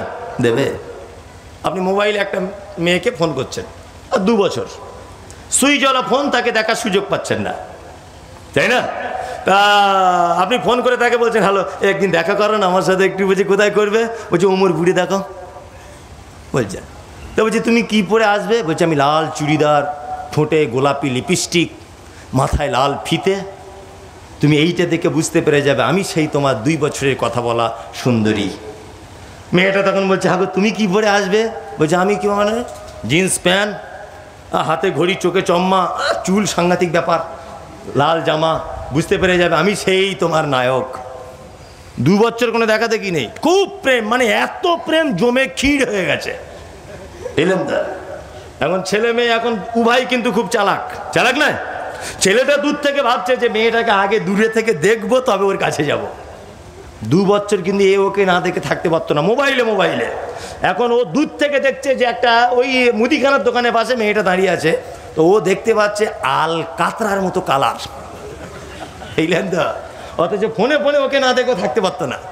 যখন দেখছি যে আল কাতরার মতো কালার, তখন দেখছি এ তো ফোন তো আর করা যাবে না, সিম চেঞ্জ করে দিয়েছ। করবে কি করবে না? তাহলে এতক্ষণ দেখেনি, খুব ভালো ছিল, তাই না? দেখে প্রেম কি হলো? নষ্ট হয়ে গেল। তা আমরা যদি আল্লাহকে দেখেই যদি নিতাম, তাহলে তার ইজ্জত, তার সম্মান টিকিয়ে রাখতে পারতাম না। পারতাম না, একদমই পারতাম না। এবং তার ব্যাপারে অনেক কুরুচিকর মন্তব্যও করে ফেলতাম, যে আল্লাহর কানটা যদি এরকম হতো আরো বেশ ভালো লাগতো, আল্লাহর ঠোঁট দুটো যদি এরকম হতো খুব ভালো লাগতো। বলতাম কি বলতাম না? বলতাম। ওই জন্য স্রষ্টাকে আমরা না দেখেই বিশ্বাস করি, ইনশাল্লাহ। আল্লাহ সুবহানাহু ওয়া তাআলা তারপরে আর একটা কথা বলছেন, বিল গায়বি ওয়া ইউকিমুনাস সালাত, মুত্তাকি তারা যারা সালাত আদায় করে, অর্থাৎ নামাজ পড়ে। এই ব্যাপারে আপনাকে আমি একটা কথা খুব মনোযোগ সহকারে শুনুন, বলে দিই। আমাদের সমাজে নামাজি হচ্ছে কয়েক প্রকারের, ভালো করে বুঝবেন, কয়েক প্রকারের, তাই তো? হ্যাঁ। আচ্ছা বলুন, সর্বপ্রথম বলি, নামাজ ফরজ না সুন্নত? ফরজ। এটা বাধ্যতামূলক, তাই তো? দিনে কত? 5 ওয়াক্ত নামাজ বাধ্যতামূলক। একটা লোক যদি তার জীবনের সব ভালো কাজ করে, শুধুমাত্র নামাজটা যদি না পড়ে, আচ্ছা বলুন তো জান্নাতে যাবার কোনো লাইন আছে? নাই। আসলে ব্যাপারটা কেমন জানেন? ব্যাপারটা ঠিক এই রকম। একটা ছেলে মাধ্যমিক পরীক্ষা দিচ্ছে, ধরে নেন 5টা সাবজেক্টের উপরে তার পরীক্ষাটা হয়েছে, 4টে সাবজেক্টে 100 করে নাম্বার পেয়েছে, আর একটাতে পেয়েছে 0, 0, 0। আচ্ছা বলুন তো ছেলেটার লাস্ট ফলাফল, রেজাল্টের ফলাফল পাস না ফেল? ফেল।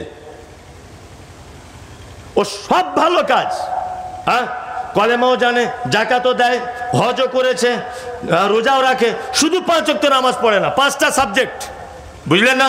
কলেমা আছে ওর, জাকাতও দেয়, নামাজও পড়ে, হজও করেছে, শুধু নামাজটা পড়ে না। পাস না ফেল? ফেল। মাধ্যমিকে 4টে ডিভিশনে 4টে সাবজেক্টে 100 করে, একটাতে 0, 0, তার মানে ফেল। আল্লাহু আকবার। এবার আপনাকে একটা কথা বলছি, আমরা ইবাদত করে কার কোথায় যেতে চাইছি? জান্নাত। জান্নাত নয়? জান্নাত। আমি আর্মিতে চান্স লাগাচ্ছি, আর্মিতে চান্স লাগাচ্ছি আমি। আমি কিন্তু লেখাপড়া ভালো জানি, সাংঘাতিক শিক্ষিত, ফার্স্ট বয় স্টুডেন্ট আমি। আমার বয়স পর্যাপ্ত পরিমাণে, আমার টাকা পয়সা অনেক আছে, ঘুষ টুস দেবারও টাকা আমার আছে, দেখতেও আমি খুব সুন্দর। আর্মিতে চান্স লাগাচ্ছি, কিন্তু আমার হাইট 3.5 ফুট। আচ্ছা বলুন তো, আমার যোগ্যতাও তো কম নেই, দেখতেও আমি খারাপ নয়, আমার বাপের ঘুষ দেওয়ার মতো টাকা আছে, কিন্তু আমার সাইজ 3.5 ফুট। আচ্ছা বলুন তো, চাকরি আর্মিতে চান্স পাওয়া যাবে? আর্মির মেন কি? হাইট হতে হবে, এটা হচ্ছে মেন।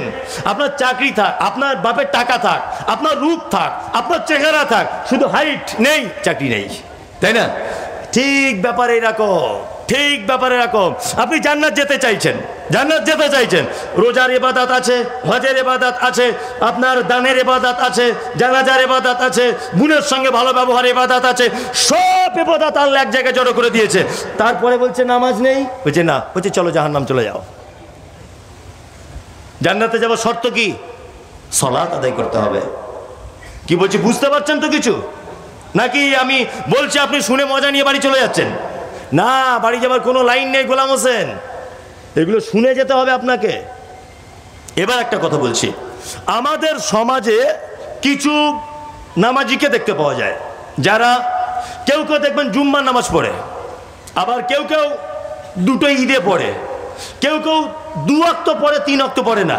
আচ্ছা বলুন তো, এরা 3 জনের ভিতরে নামাজি বলে কেউ গণ্য হবে? হবে? হবে না। এরা 3 জনাই কি? বেনামাজি।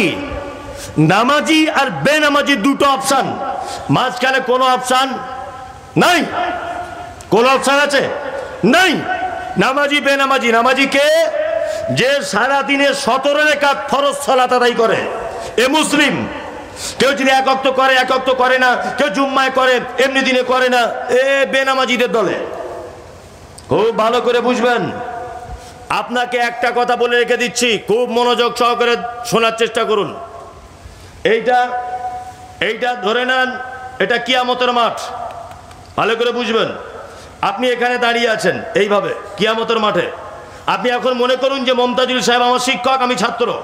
আপনি যতই শিক্ষিত হন, এখন আপনি আমাকে স্টুডেন্ট, আমাকে আপনি টিচার হিসেবে গ্রহণ করুন, তাছাড়া আপনার জীবনে সফলতা আসবে না। এটা কিয়ামতের মাঠ ধরে নেন। এটা হচ্ছে আপনি দাঁড়িয়ে আছেন, আল্লাহ নবী সাল্লাল্লাহু আলাইহি ওয়াসাল্লাম বলছেন কিয়ামতের মাঠে একটা মানুষকে সর্বপ্রথম যে আমলটার ব্যাপারে জিজ্ঞাসা করা হবে তার নাম কি? সালাত, তাই না? আপনি জেনা করেছেন, এটা একটা পাপ, এখানে জমা করা হলো। আপনি কাউকে হত্যা করেছেন, এটা একটা পাপ, এখানে জমা করা হলো। আপনি সুদ খেয়েছেন, এই পাপটা এখানে জমা করা হলো। আপনি ব্যভিচার করেছেন, এই পাপটা এখানে জমা করা হলো। আপনি কারোর মাল অন্যায়ভাবে আত্মসাৎ করেছেন, ওই পাপটা এখানে জমা করা হলো। পৃথিবীর সব থেকে জঘন্য পাপ, তার নাম শিরক, শিরক করেছেন, ওই পাপটা এখানে জমা করা হলো। আরো বড় পাপ, তার নাম বেদাত, এই পাপটা এখানে জড়ো করা হলো। সমস্ত পাপ এই জায়গায় জড়ো করা হলো। তো কিন্তু আল্লাহ নবী সাল্লাল্লাহু আলাইহি ওয়াসাল্লাম বলেছেন ওর কোনো জঘন্য পাপ সম্পর্কে জিজ্ঞাসা করা হবে না, ওকে জিজ্ঞাসা করা হবে তুমি নামাজ পড়েছো কিনা বলো। একটা জিনিসের ভিতরে সবকিছু লুকিয়ে আছে। যেমন আমরা কিন্তু বাড়ি আমার মাকে কখনো বলি না মা তরকারি ভাত পানি লবণ দাও, এটা আমরা কেউ বলি? কেউ বলি? মায়ের কাছে ভাত চাইলে কি বলেন? মা ভাত দে, মা ভাত দেন, মা ভাত দাও, এতটুকুই বলি তো। হ্যাঁ, তার মানে মাও জানে ভাতের ভিতরে লবণ তরকারি ডাল আলু চানা সব থাকে। আপনি এটা জানেন, জানেন কি জানেন না? জানেন। ভাত বললেই আমার মা পানি দেবে, আমার মা তরকারি দেবে, সব কিছু জানেন কি জানেন না? ওই জন্য একটা জিনিস দিয়ে আপনি আপনার মাকে বোঝাতে চান মা ভাত দে, তার মানে মা সব কিছুই দেবে।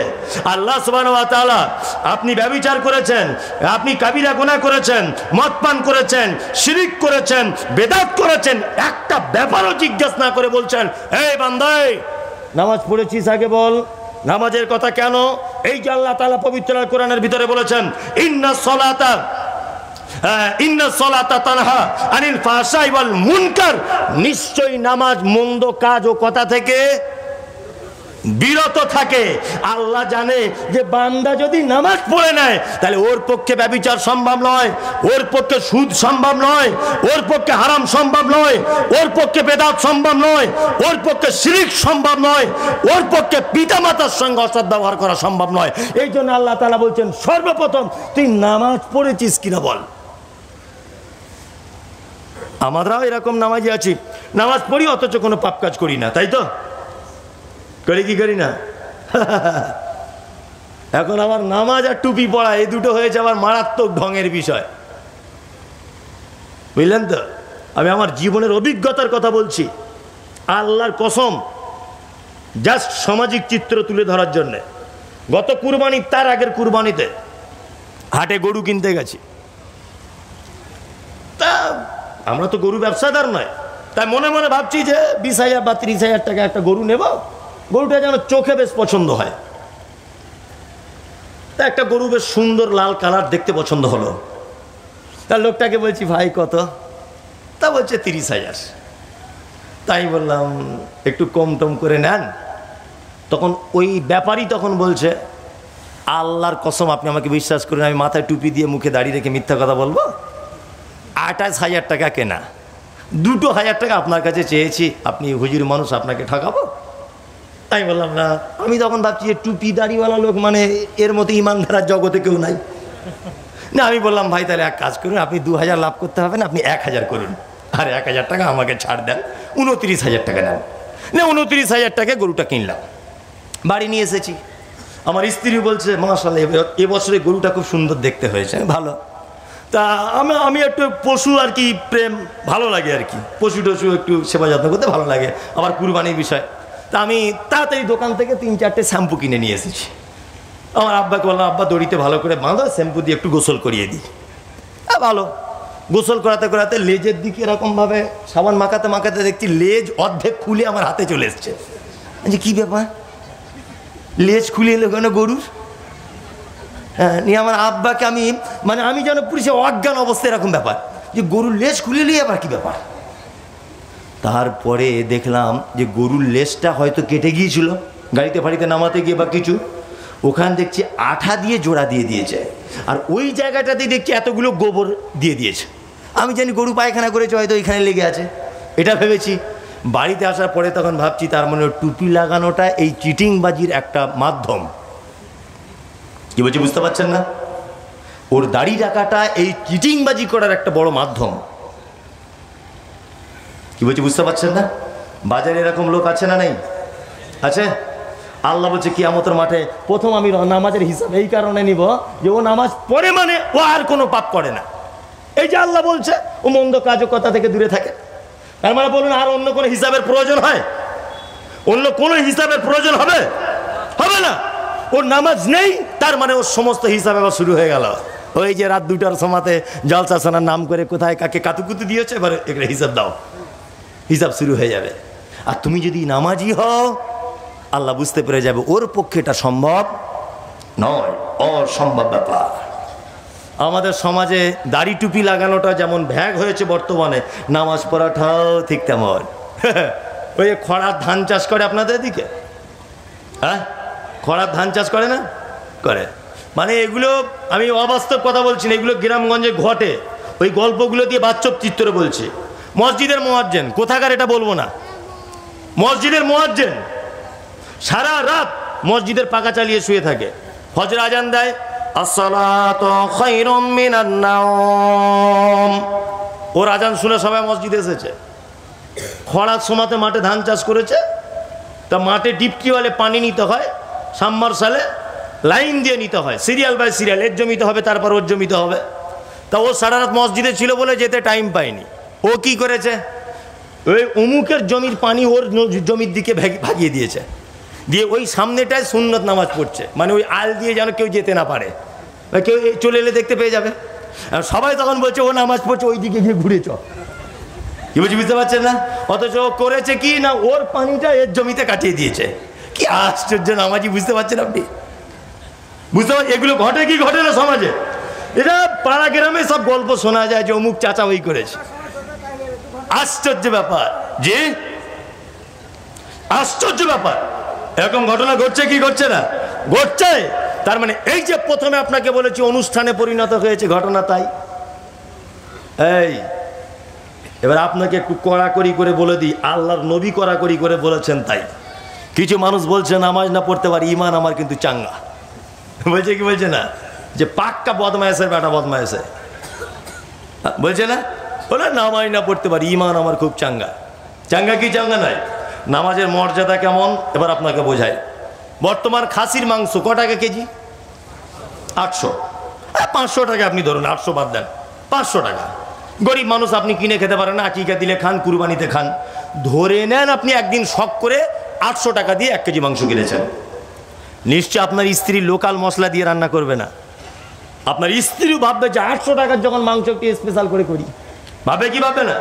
ও সানরাইজ কোম্পানির মশলা ব্যবহার করেছে। হ্যাঁ, তাহলে 800 টাকার মাংস, আরো 100 টাকার মশলা, 900 টাকা, আর 20 টাকার গ্যাস খরচা, মানে 920 টাকা টোটাল খরচা বসলো, তাই তো? বলুন তো লবণের কেজি কত? 10 টাকা। 1 কেজি মাংস কতটা লাগে? 50 গ্রাম ধরে নেন, দাম কত? 50 পয়সা। আচ্ছা বলুন, 50 পয়সার লবণ যদি 900 টাকার মাংসতে না যদি দেওয়া হয়, খাওয়া যাবে কি যাবে না? যাবে? যাবে না। মানে 50 পয়সার লবণের কারণে 900 টাকার মাংস বাতিল বলে ঘোষণা করে দেওয়া হবে। নামাজ নেই, 1 লাখ টাকার দানের নেকি বাতিল হয়ে যাবে। জি, নামাজ নেই, ভালো সম্পর্কর নেকি বাতিল করে দেওয়া হবে। আর রোজার নেকি বাতিল হয়ে যাবে, সাদকার নেকি বাতিল করে দেওয়া হবে। নামাজ ওই মর্যাদা, এক খাদ্য জগতের লবণের যে মর্যাদা। একটা মানুষ যদি মনে করে পাহাড় সমপরিমাণ ভালো কাজ করেছি, শুধুমাত্র আমার নামাজটা নেই, আমি মুমতাজুল ইসলাম বলছি তোমার কোনো ভালো কাজ আল্লাহর দরবার পর্যন্ত পৌঁছায় নাই। নামাজ নেই, কোন ইবাদত তোমার গ্রহণ করা হবে না। যারা বলছে নামাজ না থাকতে পারে, ইমান চাঙ্গাছে, বেটার বিয়ে দিয়েছে, 1 টাকাও লিইনি, বলছে কি বলছে না? তাদের উদাহরণটা একটু দিই, তারা কেমন কোয়ালিটির লোক, হ্যাঁ ভালো করে বুঝবেন। আচ্ছা, ইমান মানে কি বলুন? হ্যাঁ, বিশ্বাস, তাই না? এবার একটা কথা আপনাদেরকে বলে রেখেছি, খুব শুনে নেন মনোযোগ সহকারে। আমার এটার নাম কি? আঙুল। এটার নাম চোখ। এর নাম মাথা বা চুল। এটার নাম হাঁটু। এটার নাম পেট। এর নাম হাত। এর নাম নাক। এর নাম কান। আপনি মাঝে সাঝে বলেন না, আমি যদি আপনাকে জিজ্ঞেস করি আব্দুল্লাহ ভাই কেমন আছেন, হাফেজ নজরুল সাহেব আপনি কেমন আছেন বাবজি, উনি এক কথাতেই বলবেন মমতাজ বেটা ভালো আছি, তবে শরীর একটু খারাপ। বলুন তো শরীর কার নাম? কার নাম? টোটাল অঙ্গ প্রত্যঙ্গের নাম কি?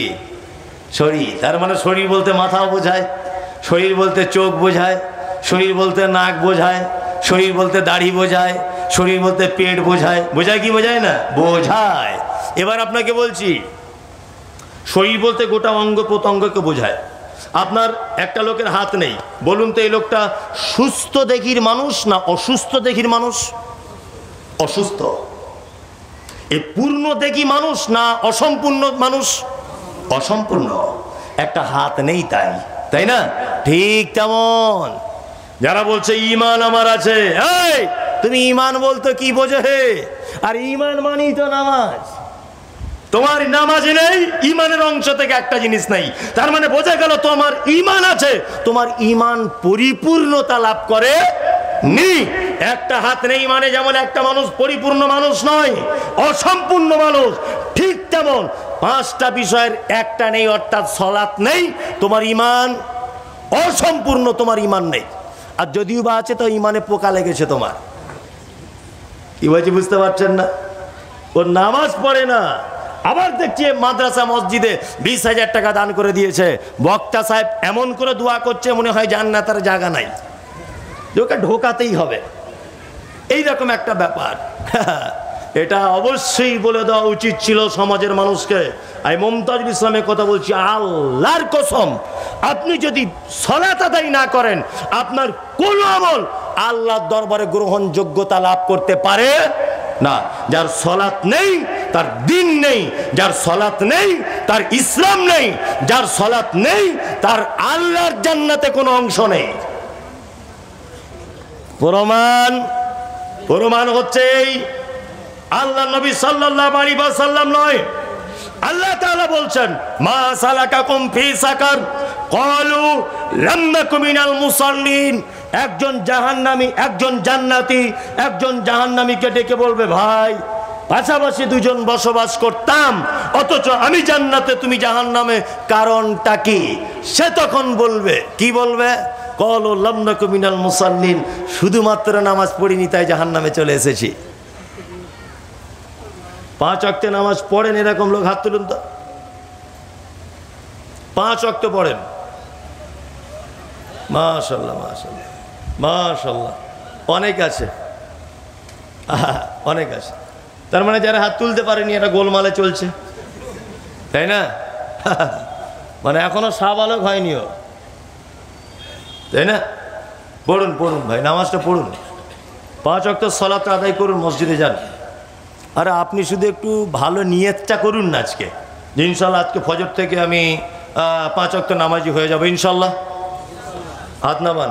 একটা লোক বলুন তো বাপের বেটা যে আল্লাহর জাহান্নামে যাব না, আমি আজকে থেকে 5 ওয়াক্ত নামাজ ধরে যাব। মুখে ইনশাল্লাহ বলা খুব সহজ, হাত তুলে দেখানো বড় কঠিন। মুখে বললে তো কেউ বুঝতে পারবে না। সবাই বলছে ওই ভিড়ে আপনি বলছেন। একটা বেনামাজি লোক আপনি বলুন তো যে আজকে থেকে আমি নামাজ পড়বো ইনশাল্লাহ। তুমি পড়বে আজকে থেকে, ধরবে?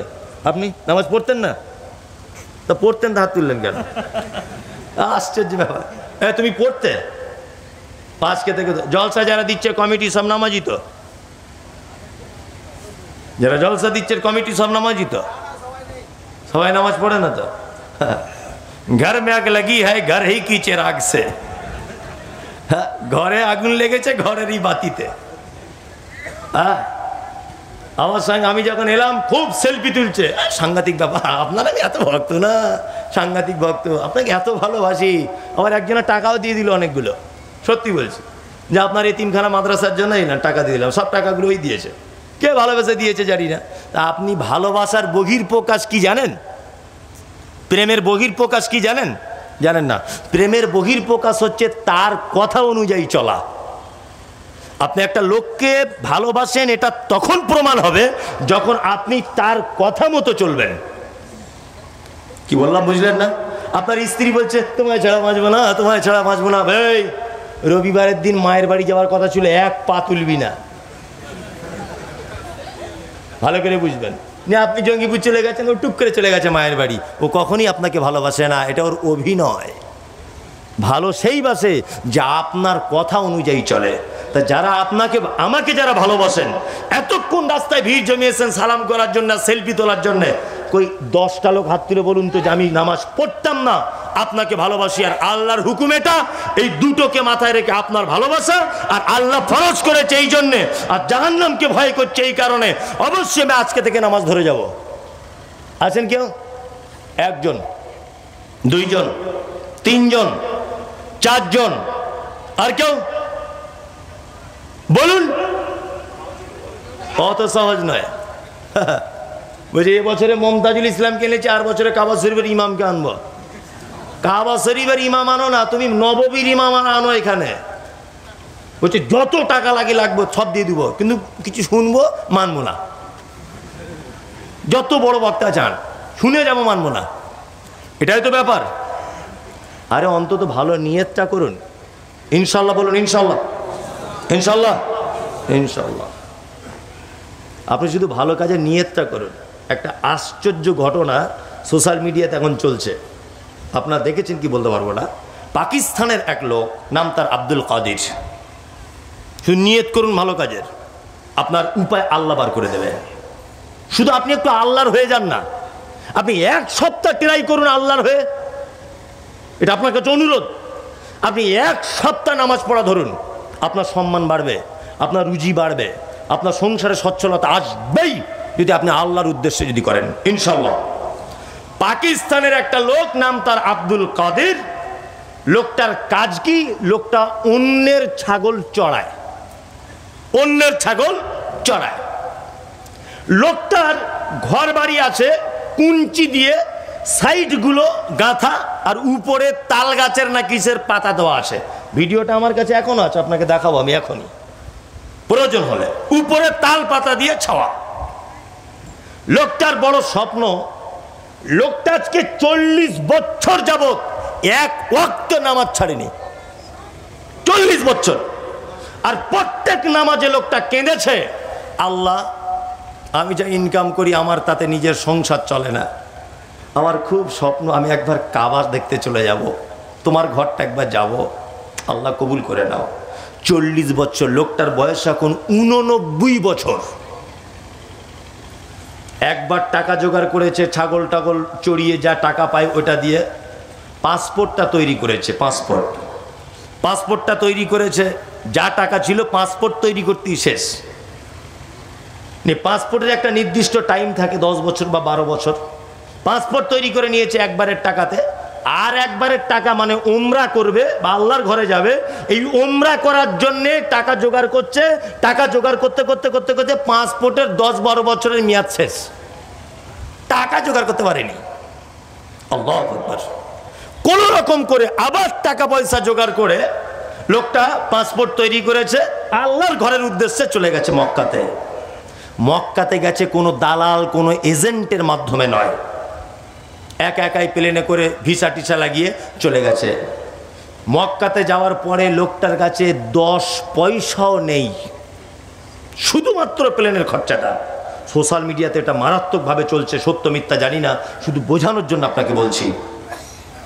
মক্কাতে গিয়ে কাবায় নামাজ পড়তে লেগেছে, কাবাটা তাওয়াফ করছে, খাবারের পয়সা নেই।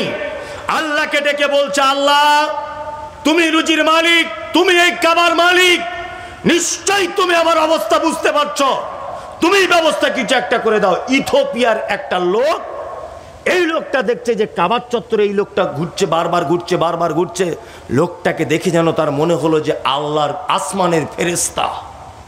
তার মনে যেন এরকম হলো, এত সাধুভাবে, এত ভদ্রভাবে, এত নম্রভাবে হাতে লাঠি নিয়ে ঘুরছে। তার মনে দয়া হলো, সে একটা পানির বোতল কিনে দিল। চাচা পানির বোতলটা পান করলেন, উনি ক্যামেরা করে সোশ্যাল মিডিয়াতে এটা ছেড়ে দিলেন। সোশ্যাল মিডিয়াতে ছেড়ে দেওয়ার পরে সৌদির রাজা তার নিজের প্রতিনিধিকে পাঠিয়ে লোকটাকে তুলে এনে নিজের রাজ দরবারে মেহমানদারি করার সুযোগ করে দিয়েছেন। আল্লাহু আকবার। চলে এসেছে ওখান থেকে, চলে এসেছে পাকিস্তানে। পাকিস্তান সরকার গতকাল রাত্রি 11টার সময় ঘোষণা করেছে যে ওই লোকটাকে এবছরে আবার ফরজ হজের জন্য পাঠানো হবে, যাবতীয় খরচা আমি বহন করব। শুধু একটু ভালো কাজের নিয়ত করুন, পৌঁছে দেওয়ার মালিককে আল্লাহ। শুধু একটু ভালো কাজের নিয়ত করুন। একজন রাখাল সৌদির রাজার বাড়িতে পৌঁছে গেল, এটা ভাবতে পারছেন? পারছেন না। শুধু একটু সৎ ইচ্ছা রাখুন। আর আপনি দয়া করে বলছি, একটু আল্লাহর হয়ে যান। আপনি কেন মসজিদ থেকে কেন দূরে আছেন? কেন? সারা পৃথিবী মসজিদ ভেঙে দেওয়ার তোলপাড় আন্দোলন চলছে।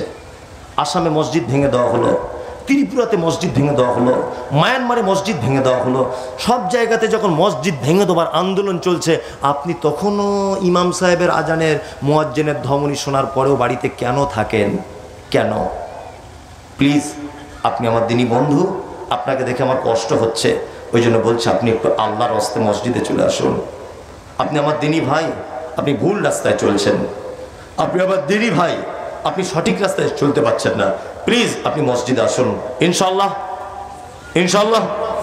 5 ওয়াক্ত আসবে ইনশাল্লাহ।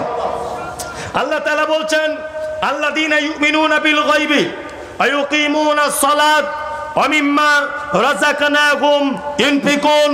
আল্লাহ তাআলা বলছেন মুত্তাকি তাদের আরেকটা গুণ, ইউনফিকুন, মোমেন তারা আল্লাহ রাস্তায় খরচা করে, মুত্তাকি তারা আল্লাহ রাস্তাতে খরচা করে দেয়। মুত্তাকি কি করে? আল্লাহ রাস্তায় খরচা করে। যদি বলছেন আপনি আমার দান তোলার লাইন করছেন নাকি, ওই সব লাইন আমি নাই। ভাবছেন যে মসজিদের জন্য টাকা তোলার লাইন করছেন, একদম লাইন কিছুই করছি না। শুধু আপনাকে দানের কয়েকটা হাদিস আপনাকে আমি শুনিয়ে দিচ্ছি। আপনিও তো ধনী, ধনী নয়? আর তখনকার দিনে সাহাবীরাও তো ধনী ছিলেন, ছিলেন কি ছিলেন না? ছিলেন। দুটো একটা দৃষ্টান্ত পেশ করছি। এক, আচ্ছা আমরা নামাজের ভিতরে কি বলি? ইহদিনাস সিরাতাল মুস্তাকিম সিরাতাল্লাযীনা আনআমতা আলাইহিম। বলি কি বলি না? আল্লাহ তুমি আমাকে সহজ পথের পথিক করো। সিরাতাল্লাযীনা আনআমতা আলাইহিম, তাদের পথের পথিক করো যাদেরকে তুমি পুরস্কারিত করেছো। আচ্ছা বলুন তো, আল্লাহ যাদেরকে পুরস্কারিত করেছে এই দোয়া করার মাধ্যমেই তাদের রাস্তায় যাওয়া যাবে, না তারা যেটা করেছে সেইটা করার মাধ্যমে তাদের ওই জায়গায় পৌঁছাতে হবে? কোনটা? কথা বলুন, বুঝতে পারেননি? আমি বলছি শুধু এই দোয়াটা করার কারণেই আপনি তাদের জায়গায় পৌঁছাতে পারবেন, না তারা যে কাজ করেছে সেই কাজ করার মাধ্যমে তাদের জায়গায় পৌঁছানো যাবে? কোনটা? তাহলে পুরস্কার পেয়েছে কারা? আল্লাহ তাআলা বলছে আনআমাল্লাহুন নাবিয়িনা সিদ্দিকিনা ওয়াশ শুহাদাই ওয়াস সালিহিন। নবীরা প্রাইজ পেয়ে গেছে। প্রাইজ পেয়েছে কারা? নবীরা, সাহাবীরা, শহীদরা আর সালেহীন, নেক কাজ সম্পূর্ণকারী যারা, তারা কি পেয়েছে? প্রাইজ পেয়েছে। সারা পৃথিবীতে যত মানুষ আছে 10 জন মানুষকে আল্লাহ নবী সাল্লাল্লাহু আলাইহি ওয়াসাল্লাম বেঁচে থাকা অবস্থায় জান্নাতের সার্টিফিকেট দিয়েছেন। দেননি? 1 আবু বকর, 2 ওমর, 3 উসমান, 4 আলী, 5 আব্দুর রহমান ইবনে আউফ, এরকম আরো সাহাবী আছে। টোটাল 10 জন সাহাবীকে জান্নাতের সার্টিফিকেট দিয়েছেন কে? আল্লাহর নবী। যাদেরকে জান্নাতের সার্টিফিকেট দেওয়া হচ্ছে তাদের চরিত্রের সঙ্গে আমাদের চরিত্র মেলাতে হবে কি হবে না? হবে, হবে। একটা একটা করে যদি সবার চরিত্রের কথা বলি তা রাত 2টা বেজে যাবে। আপনাকে ওই জন্য একটা লোকের চরিত্রের কথা বলছি, শুনুন। হযরত উসমানের নাম শুনেছেন? হ্যাঁ, খুব বড় মাপের মানুষ ছিলেন না? উসমান কত বড় মাপের মানুষ দেখবেন। আপনাকে একটা হাদিস বলি। আল্লাহর নবী সাল্লাল্লাহু আলাইহি ওয়াসাল্লাম আম্মা জান আয়েশা সিদ্দিকা রাদিয়াল্লাহু তাআলা আনহা উরুতে টেক লাগিয়ে এরকম ভাবে বসে আছেন। কে? কে? আল্লাহর নবী আয়েশার উরুতে মাথা দিয়ে এরকম টেক লাগিয়ে আছেন। পর্দার আয়াত তখন অবতীর্ণ হয়নি। দরজায় কে? কে? কে? না, আবু বকর। আল্লাহ রাসূল বলছেন হ্যাঁ আবু বকর, হ্যাঁ ভিতরে এসুন। আবু বকর ভিতরে এসেছে। আবু বকর মানে কে? যার বেটির কোলে মাথা দিয়ে শুয়ে আছে তার বাপ, আয়েশার বাপ। পর্দার আয়াত অবতীর্ণ হয়নি। তা আল্লাহর নবী শ্বশুর বাড়িতে এসেছে, আল্লাহর নবী ওইভাবেই শুয়ে আছেন। আল্লাহু আকবার, কথাবার্তা বলছেন। এরপরে আবার কে? ওমর। আল্লাহ রাসূল বলছে হ্যাঁ ওমর। দরজা খুলে দিলেন। আবার হযরত ওমর ঢুকলেন। ওমর মানে শ্বশুর, হাফসা রাদিয়াল্লাহু তাআলা আনহার আব্বা, তাই না? হযরত ওমর কথা বলছেন, দুটো শ্বশুর। আল্লাহ নবী ওইভাবেই নিজের স্ত্রীর এরকম উরুতে মাথা দিয়ে টেক লাগিয়েছেন, উঠছেন না। এবার আবার দরজাতে কে? আলী। আল্লাহ রাসূল দরজা খুলে দিলেন। আলী ঘরের ভিতরে ঢুকলেন। আলী মানে জামাই, ফাতেমার স্বামী আলী। আল্লাহু আকবার। ওইভাবেই রয়েছেন, জামাইয়ের সামনে শ্বশুর, শাশুড়ির কোলে মাথা দিয়ে এরকম করে আছেন। আশ্চর্য ব্যাপার। এইবারে ঢুকছে কে? উসমান। উসমানের নাম যখন শুনেছেন আল্লাহ রাসূল তেড়ে গিয়ে উঠে জামা কাপড় ঠিক করে আবার ফের এরকম ভাবে বসে গেলেন। হযরত আলী তখন বলছে আল্লাহর নবী ঘটনাটা কেমন হলো? আমি জামাই, আমাকে থেকে আপনি লজ্জায় উঠলেন না। আপনি আবু বকর শ্বশুর, তাকে থেকে লজ্জা করলেন না। ওমর শ্বশুর, তাকে থেকে লজ্জা করলেন না। অথচ আপনি উসমানকে দেখে লজ্জা করলেন। বিশ্ব নবী বলছেন আলী, আমি কি ওই লোকটাকে দেখে সম্মান করব না যাকে দেখে আসমানের ফেরেশতারা সম্মান জানায়? আর সেই লোকটা পৃথিবীতে আর কেউ নয়, সেই লোকটা হলো হযরতে উসমান গনি রাদিয়াল্লাহু তাআলা আনহু।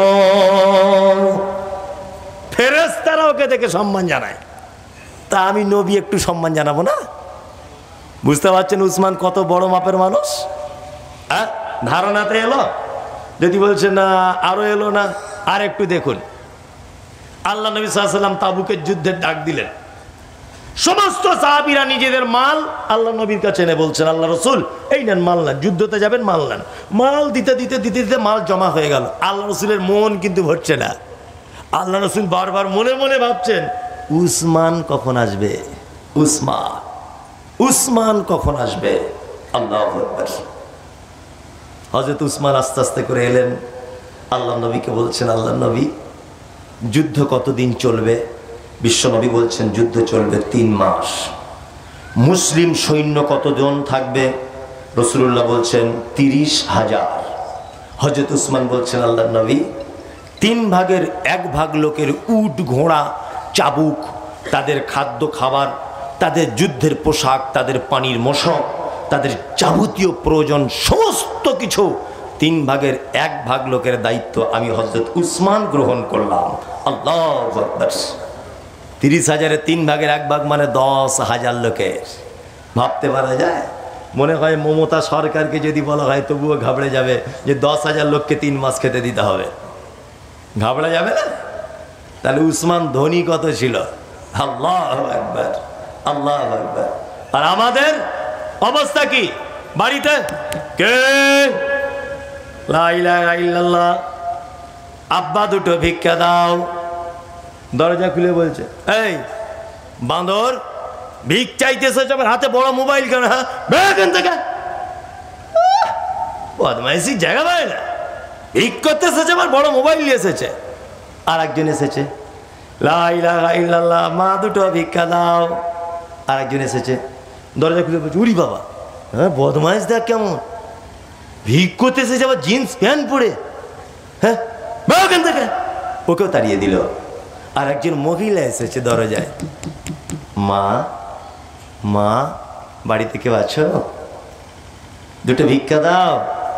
তো ওর বউ তখন ভিক্ষাটা নিয়ে এসে বলছে, বাবা ঢং দেখো, আমাদের বড়েরা ফেরি করে করে করে করে মাথা চুল উঠে যাচ্ছে, এত দামি শাড়ি পরতে পারি না, এই আবার মিনু শাড়ি পরে ভিক করতে এসছে, ঢং দেখো কেমন।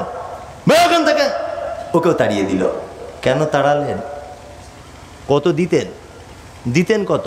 2 টাকার একটা কয়েন, ছোট্ট একটা 1 টাকার কয়েন, খুব জোর হলে 10 টাকার একটা পুরাতন নোট, তাই না? এটাই দিতেন তো, পুরাতন একটা নোট দিতেন। হ্যাঁ, তাড়িয়ে দিলেন মোবাইলের অভিযোগ দিয়ে, জিন্স প্যান্টের অভিযোগ দিয়ে তাড়িয়ে দিলেন, সে দামি শাড়ি পরে আসে বলে। আল্লাহু আকবার। কেন তাড়ালেন আপনি? সারা পৃথিবীর সব থেকে নিকৃষ্ট কে এই মুহূর্তে? আমাদের কাছে ইমানের দিক দিয়ে সব থেকে বড় শত্রুকে? আমাদের দেশের নাম বলবো না, বুঝে না, লকডাউনে মানুষগুলোকে ভিতরে ঢুকিয়ে দিয়ে বুলডোজার দিয়ে বাবরি মসজিদ ভেঙে দিল। এত বড় বদমাইশ, ভেঙে দিল না? বলছে আগে রামের ওখানে মন্দির ছিল বলে ভেঙে দিল না? ভেঙে দিয়েছে। তারপর কি করেছে? সলমন রুশদি নাম শুনেছেন? মারাত্মক বদমাইশ লোক। তসলিমা নাসরিন মারাত্মক একজন বিতর্কিত বদমাইশা মহিলা। এই যে নুপুর শর্মা বদমাইশ একজন মহিলা। বলুন তো এদেরকে খেতে দেয় কে? কে খেতে দেয়? বলুন কে খেতে দেয়? আল্লাহ। পৃথিবীতে যারা মসজিদ ভাঙে, যারা মাদ্রাসা ভাঙে, যারা ইমানের শত্রু, তাদেরকে আল্লাহ রুজি দেয়। আর ও বলছে এই সাদা কাপড় পরে এসেছে এখান থেকে। আল্লাহ যারা মসজিদ ভাঙে তাদেরকে আল্লাহ তার রুজি থেকে বঞ্চিত করে না। আর ও একটা হাতে 10,000 টাকার মোবাইল নিয়ে ভিক্ষা করতে এসেছে, তুমি তাকে তাড়িয়ে দিচ্ছ। তোমার বিবেকের আক্কেল বলে কিছু আছে? আল্লাহ যদি একটা বদমাইশ চোর গুন্ডাকে খেতে দেয়, সে যদি তার লোকমা থেকে যদি ফেরত না দেয়, তুমি কেন তাকে ফেরত দিতে গেলে? এরকম করি কি করি না? করি কি করি না? দান মারাত্মক ইম্পর্টেন্ট একটি বিষয়, যে বিষয়ের সঙ্গে জান্নাত জড়িত রয়েছে। জান্নাত কি জড়িত রয়েছে? আল্লাহ নবী সাল্লাল্লাহু আলাইহি ওয়াসাল্লাম তিনি বলেছেন দান হচ্ছে দলিল। একটা মানুষ জান্নাতের দরজায় দাঁড়াবে, দাঁড়ানোর পরে বলবে তোমার দলিল কি? দলিল কি? নামাজ পড়েছে দলিল হবে না, যাকাত দিয়েছে দলিল নাই, হজ করেছে দলিল নাই। আল্লাহ নবী সাল্লাল্লাহু আলাইহি ওয়াসাল্লাম তিনি বলেছেন যে সদকা অর্থাৎ দান এইটা যদি সে পেশ করতে পারে, অবশ্যই তার জন্য জান্নাতের মানে রক্ষী যারা, দরওয়ান যারা, তারা তার জন্য দ্বার উন্মুক্ত করে দিবে। ও সেই দ্বার দিয়ে ঢুকে যা আল্লাহর জান্নাতের নিয়ামত ভোগ করবে ইনশাআল্লাহ।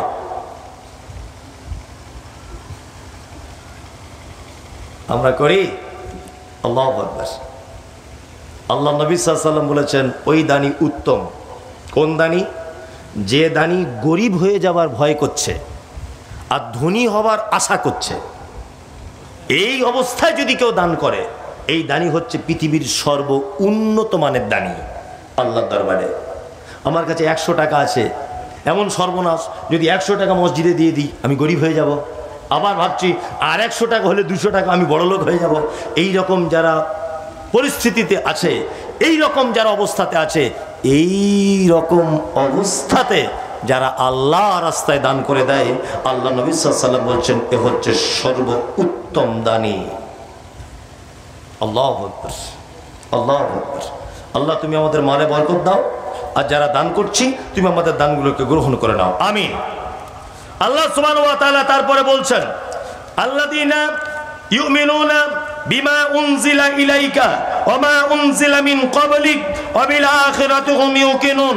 যারা ঈমান রাখে যেটা নাজিল করেছি, অর্থাৎ আল কোরআন, এবং এর আগেও যে কিতাবগুলি এসেছে তাদের উপরে যারা ঈমান রাখে, আল্লাহ সুবহানাহু ওয়া তাআলা বলছেন, এবং যারা আখিরাতের উপরে ঈমান রাখে, উলাইকা আলা হুদাম মির রাব্বিহিম, এরাই হচ্ছে তার রবের অনুগ্রহে হেদায়েতের উপরে, উলাইকা হুমুল মুফলিহুন, আর এরাই হচ্ছে পৃথিবী এবং আখিরাতে সফল কাম। সফল কাম কারা? হ্যাঁ, যারা গায়েবের প্রতি ঈমান রাখে। 2, যারা সালাত আদায় করে। 3, যারা দান করে। 4, যারা কোরআনের উপরে বিশ্বাস করে। 5, আগে যে কিতাব এসেছে তাদের উপরে বিশ্বাস করে। আল্লাহ বলছে এরাই উলাইকা আলা হুদাম মির রাব্বিহিম, তার রবের পক্ষ থেকে হেদায়েত প্রাপ্ত, উলাইকা হুমুল মুফলিহুন, আর এরাই হচ্ছে আখিরাত এবং দুনিয়ার সমস্ত জায়গার সফল কাম। সফল কাম তাহলে কারা? যারা এই বিষয়ের উপরে কে ঈমান রাখবে। সফল কামের ব্যাপারে একটার ভিতরে রয়েছে ইনফিকুল। সফল কাম হতে গেলে দান করা লাগবে। আচ্ছা, এখানে যারা বসে আছেন, আল্লাহর নবীকে কেউ সচক্ষে দেখেছেন? দেখেননি। আমিও মমতাজুল। যদি বলছেন এসব বাচ্চা ছেলের মতো প্রশ্ন আপনি এমন করছেন না, এগুলো সবাই জানে তাও করছেন, কি অনেক লোক জানে না। তার একটা দৃষ্টান্ত বলবো, দৃষ্টান্ত বলি। বাংলাদেশের সোশ্যাল মিডিয়াতে সাংবাদিক যে একজন মহিলাকে জিজ্ঞাসা করছে, এই নবীজির নাম কি? বলছে শেখ হাসিনা। বলছে নবীজির নাম কি? শেখ হাসিনা। তা ওর বরকে জিজ্ঞেস করছে। মেয়েটা যখন বলতে পারলো না, ওর বরকে যখন জিজ্ঞেস করছে, এই নবীজির নাম কি? শেখ মুজিবর। মানে হাসিনার বাপের নামটা বলছে শেখ মুজিবর। তার মানে এটা এখনো জিজ্ঞাসা করার প্রয়োজন আছে না নেই? আছে। অনেক মানুষ এটা বোঝেই না,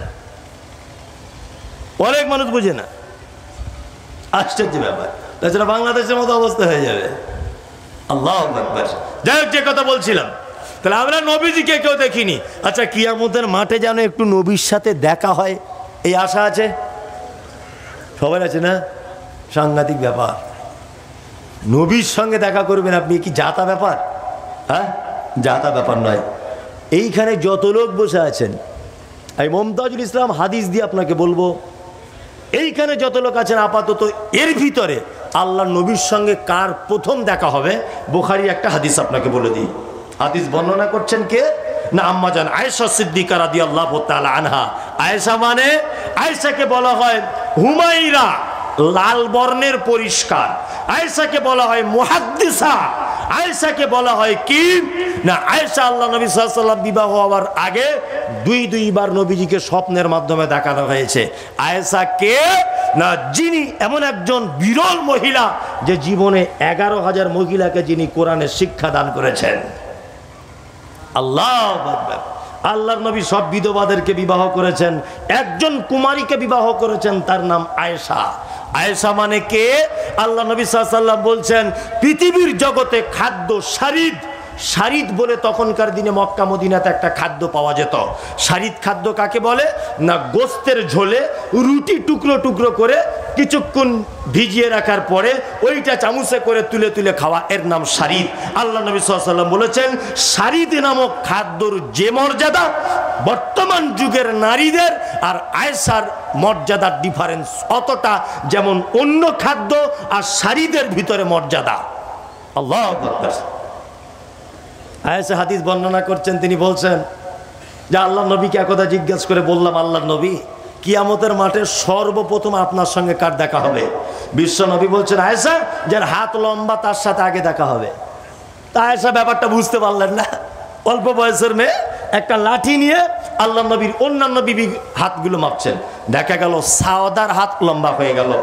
আল্লাহ নবীর কাছে আয়েশা দুঃখ কণ্ঠে এসে বলছেন, আল্লাহ নবী, তাহলে আপনার সঙ্গে আমার মনে হয় দেখা হবে না। বিশ্ব নবী বলছেন, আয়েশা, ওই রকম হাত লম্বা নয়, যারা দানের ব্যাপারে প্রতিযোগিতা করে হাত লম্বা করে দেয়। আমি নবী বলছি, কিয়ামতের দিনের সাথে প্রথমে দেখা করব। আল্লাহু আকবার। নবী বলছেন তার সঙ্গে প্রথমে দেখা করব। রাত্রি এখন 1:30 বাজে, অনেক রাত। আমাকে তুলেছে 11:30টায়। মানুষের তো একটা ধৈর্য সহ্য, এটার তো একটা ব্যাপার থাকে কি থাকে না? থাকে। আমাকে অনেক ব্যাপারে যখন উঠি তখন বলতে মানা করে দেওয়া হয়েছে যে আপনি এইগুলো বলবেন না। আবার কেউ কেউ বলেছেন এইগুলো বলবেন। ঠিক আছে, আসলে যেখানে বলার আগে একটু নিষেধ চলে আসে সেখানে আর মন খুলে কিছু বলা যায় না, মানে ভয় লাগে যদি ঝামেলা বেঁধে যায় বা যদি কিছু হয়ে যায়। কেন এবছরে তো অনেক বিপদের সম্মুখীন হয়েছি, সোশ্যাল মিডিয়াতে এটা আপনারা দেখেছেন। আপনাদের দোয়াতে আর আল্লাহর অশেষ কৃপাতে আজও পর্যন্ত সুস্থ আছি ইনশাল্লাহ। আর এটা আমি জানি যে হকের বাতি সহজে নিভে যায় না, যায় বাতিলের বাতি সহজেই নিভে যায়, হকের বাতি নিভে না। যাই হোক, মসজিদের ব্যাপারে আমাকে কিছু চাইতে বলা হয়েছে। আলহামদুলিল্লাহ, আপনারা যথেষ্ট পরিমাণে দিয়েছেন মসজিদকে। এবার আপনারা চলে যাবার আগে আমি জানি আমি আদায়ের কথা বললে আর 2 মিনিট মানুষ থাকবে না, এটা আমি জেনেই তবে বলছি। তো অনুরোধ, আপনি দেন না দেন, অন্তত 5টা মিনিট একটু বসুন। আল্লাহর ঘর, অন্তত পক্ষে 10টা লোক, আমি বেশি টাকা চাইবো না। আপনি বলুন যে আমি 2000 টাকা করে দেবো মসজিদে, 5-10 হাজার চাইবো না, 2000 টাকা করে 10টা লোক আমি মসজিদে আল্লাহর ঘরে দেবো। একটা লোক একটু হাত তুলুন। আমি জানি হাফেজ নজরুল সাহেব সব নিয়েছে। আমি বেশি, আবার এমনও লোক থাকে যে মমতাজুল সাহেবকে দেবো, এরকমও লোক থাকে কি থাকে না? 2 কোয়ালিটির লোক আছে। ওই জন্য আপনাকে আমি 5000 বলিনি, আমি হয়তো ভুল করে 2000 বললাম। আপনার দেওয়ার ক্ষমতা 10,000 হলে আপনি 10,000 টাকাই দেন। একটা লোক অন্তত হাতটা তুলুন, মেহেরবানি করুন, মেহেরবানি করুন একটু, এটা আল্লাহর ঘর, একটু মেহেরবানি করুন প্লিজ। কেউ আছেন? আসলে একই জমিতে তো বারবার চাষ দেওয়া ঠিক নয়। হ্যাঁ, লোটার মারবো? আমার তো লোটারের ফাল খারাপ। মাশাআল্লাহ মাশাআল্লাহ, লোটার মারতে হবে। আচ্ছা, মাশাআল্লাহ। নাম নবাব শরীফ, এর নাম দিয়েছেন 5000 টাকা। আল্লাহুম্মা সাল্লি আলাইহি আল্লাহুম্মা বারিক আলাইহি। লালু দিয়েছেন 2000 টাকা। আল্লাহুম্মা সাল্লি আলাইহি আল্লাহুম্মা বারিক আলাইহি। ডাক্তার মোরজেম, উনি দিচ্ছেন 5000 টাকা। আল্লাহুম্মা সাল্লি আলাইহি আল্লাহুম্মা বারিক আলাইহি। এটা কি? মোজাম শেখ, বাহুড়া, উনি দিচ্ছেন 12000 টাকা। আল্লাহুম্মা সাল্লি আলাইহি আল্লাহুম্মা বারিক আলাইহি। মুসিরুল ইসলাম, উনি দিচ্ছেন 5000 টাকা। আল্লাহু আকবার, আল্লাহু আকবার। যারা এই দানগুলি করছে, আল্লাহ তুমি এই দানগুলিকে কবুল করে নাও, আমিন। যারা, জি বলুন। চলে যায় না, মজলিস ভাঙার দুয়াটা অন্তত বলে যান। চলে যান, আপনি অসুবিধা নেই, কিন্তু আপনি মজলিস ভাঙার দুয়াটা বলে যাবেন। আল্লাহ রসুলের হাদিস হচ্ছে এই, রাসূলুল্লাহ বলছেন যে তোমাদের আমলগুলিকে গালা দিয়ে আটকে দেওয়া হবে। অনেক সময় সরকারি কোনো মাল এলে দেখবেন গালা দিয়ে সিল করা থাকে, থাকে না? আল্লাহ রসুল বলছেন এতক্ষণ তোমরা যে নেকিগুলো অর্জন করেছো, শেষ মজলিস ভাঙা দুয়াটা বলে যদি যেতে পারো, তাহলে এই নেকিটা গালা দিয়ে আটকে দেওয়া হবে, নষ্ট করে দেওয়া হবে না। অন্তত পক্ষে যাবো না আমরা কেউ? 5-10 মিনিট, যদি 15 মিনিট আমি একটু দাঁড়িয়ে চাই, আল্লাহর রাস্তায় বসুন। আপনার বসে থাকাটাও একটা উপকার। সাইদাপুর থেকে 5,000 টাকা দিয়েছে, আবার 10,000 টাকা দিল। মাশাআল্লাহ, সাইদাপুর থেকে একজন 5,000 দিয়েছিলেন, আবার 10,000। কে লোকটা? ঝাঁটু শেখ, দুঃখ শেখ। ঝাঁটু শেখ। ভালো নাম কি? ওটাই ভালো, ঝাঁটু শেখ। মাশাআল্লাহ। আল্লাহ কিয়ামতের দিনে পড়তে মানুষের নাম ধরে ডাকবে। ভাই যদি থাকেন তাহলে আকিকা দিয়ে নাম চেঞ্জ করে দেন। আপনি অন্তত মানুষ যা বলে ডাকে ডাকে আল্লাহর দরবারে নামটা ভালো করে রাখুন। রাগ করিয়েন না, এটা আপনাকে ভালোবেসে বললাম। যাদেরই নাম খারাপ নাম আছে তাদেরই নাম পরিবর্তন করে দেন, আকিকা দিয়ে দেন, দিয়ে নাম পরিবর্তন করুন। একাধিক হাদিস থেকে প্রমাণ পাওয়া যায় যে আল্লাহ রসুল অনেক বয়স্ক সাহাবীদের নাম পর্যন্ত পরিবর্তন করতেন আকিকা দিয়ে, বুঝলেন তো? সন্তানদের নাম রাখার আগে একটু অবশ্যই চিন্তা ভাবনা করে রাখবেন, ইনশাল্লাহ। অবশ্যই আমাদের মতো লোক, আমাকে বাদ দিয়ে, আমি তো বড় মৌলভী সাহেব কিছু নয়, আমাকে বাদ দিয়ে যারা আরো বড় বড় আলেম আছে তাদেরকে একটু ফোন করে জানবেন, প্রয়োজনে আপনাদের ইমাম সাহেবের কাছেও জানবেন। আমি 2,000 করে টাকা চেয়েছিলাম, আপনি একজনও কেউ বলতে পারেননি, খুব আফসোস। এটা আমার জীবনের রেকর্ড যে আজকে এখানে 2,000 টাকার কেউ বললো না। যে এটা আবার অন্য জায়গায় গল্প করব, বক্তাদের তো স্বভাব খারাপ। দেখুন, আপনি মান সম্মান যদি টিকাতে চান, অন্তত 2,000 টাকা 5 মাস পরে দিবেন, তাও বলে হাতটা তুলে দেন যে আমি দেবো, মান সম্মানটা রাখলাম। কেউ আছেন ভাই, মেহরবানি করবেন? আমি আমার জন্য চাইনি, কিন্তু আপনার গ্রামের মসজিদ হবে সেই জন্য চাইছি। আরে অন্তত আপনি 1,000 টাকাও নিয়ত করুন যে আমি 1,000 টাকাও দিব।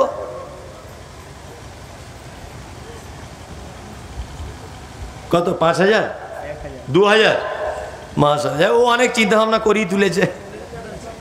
আল্লাহর দানকে গ্রহণ করে নিক, আমিন বলুন, আমিন। আল্লাহুম্মা সাল্লি আলাইহি আল্লাহুম্মা বারিক আলাইহি। ভাইয়ার কেউ আছেন, একটু মেহরবানি করবেন? একটা লোক হাত তুলুন যে 2,000 টাকা দিব, আমি 2-4 মাস পরে দিব বা কিছু। পরে বললে আর এক সমস্যা, কমিটির লোকের জুতো ছিঁড়ে যায়, চেয়েছে দিতে চায় না। এরকম লোক আছে না নেই? কমিটির লোকের জুতো ছিঁড়ে যাবে, চেয়েছে। আল্লাহু আকবার। আর ও তখন বিরক্ত হয়ে বলে, আরে দাঁড়াও, দিচ্ছি, দিব, অত তাড়া কিসের? বলে কি বলে না? আবার ধারে দান চাওয়া মুশকিল।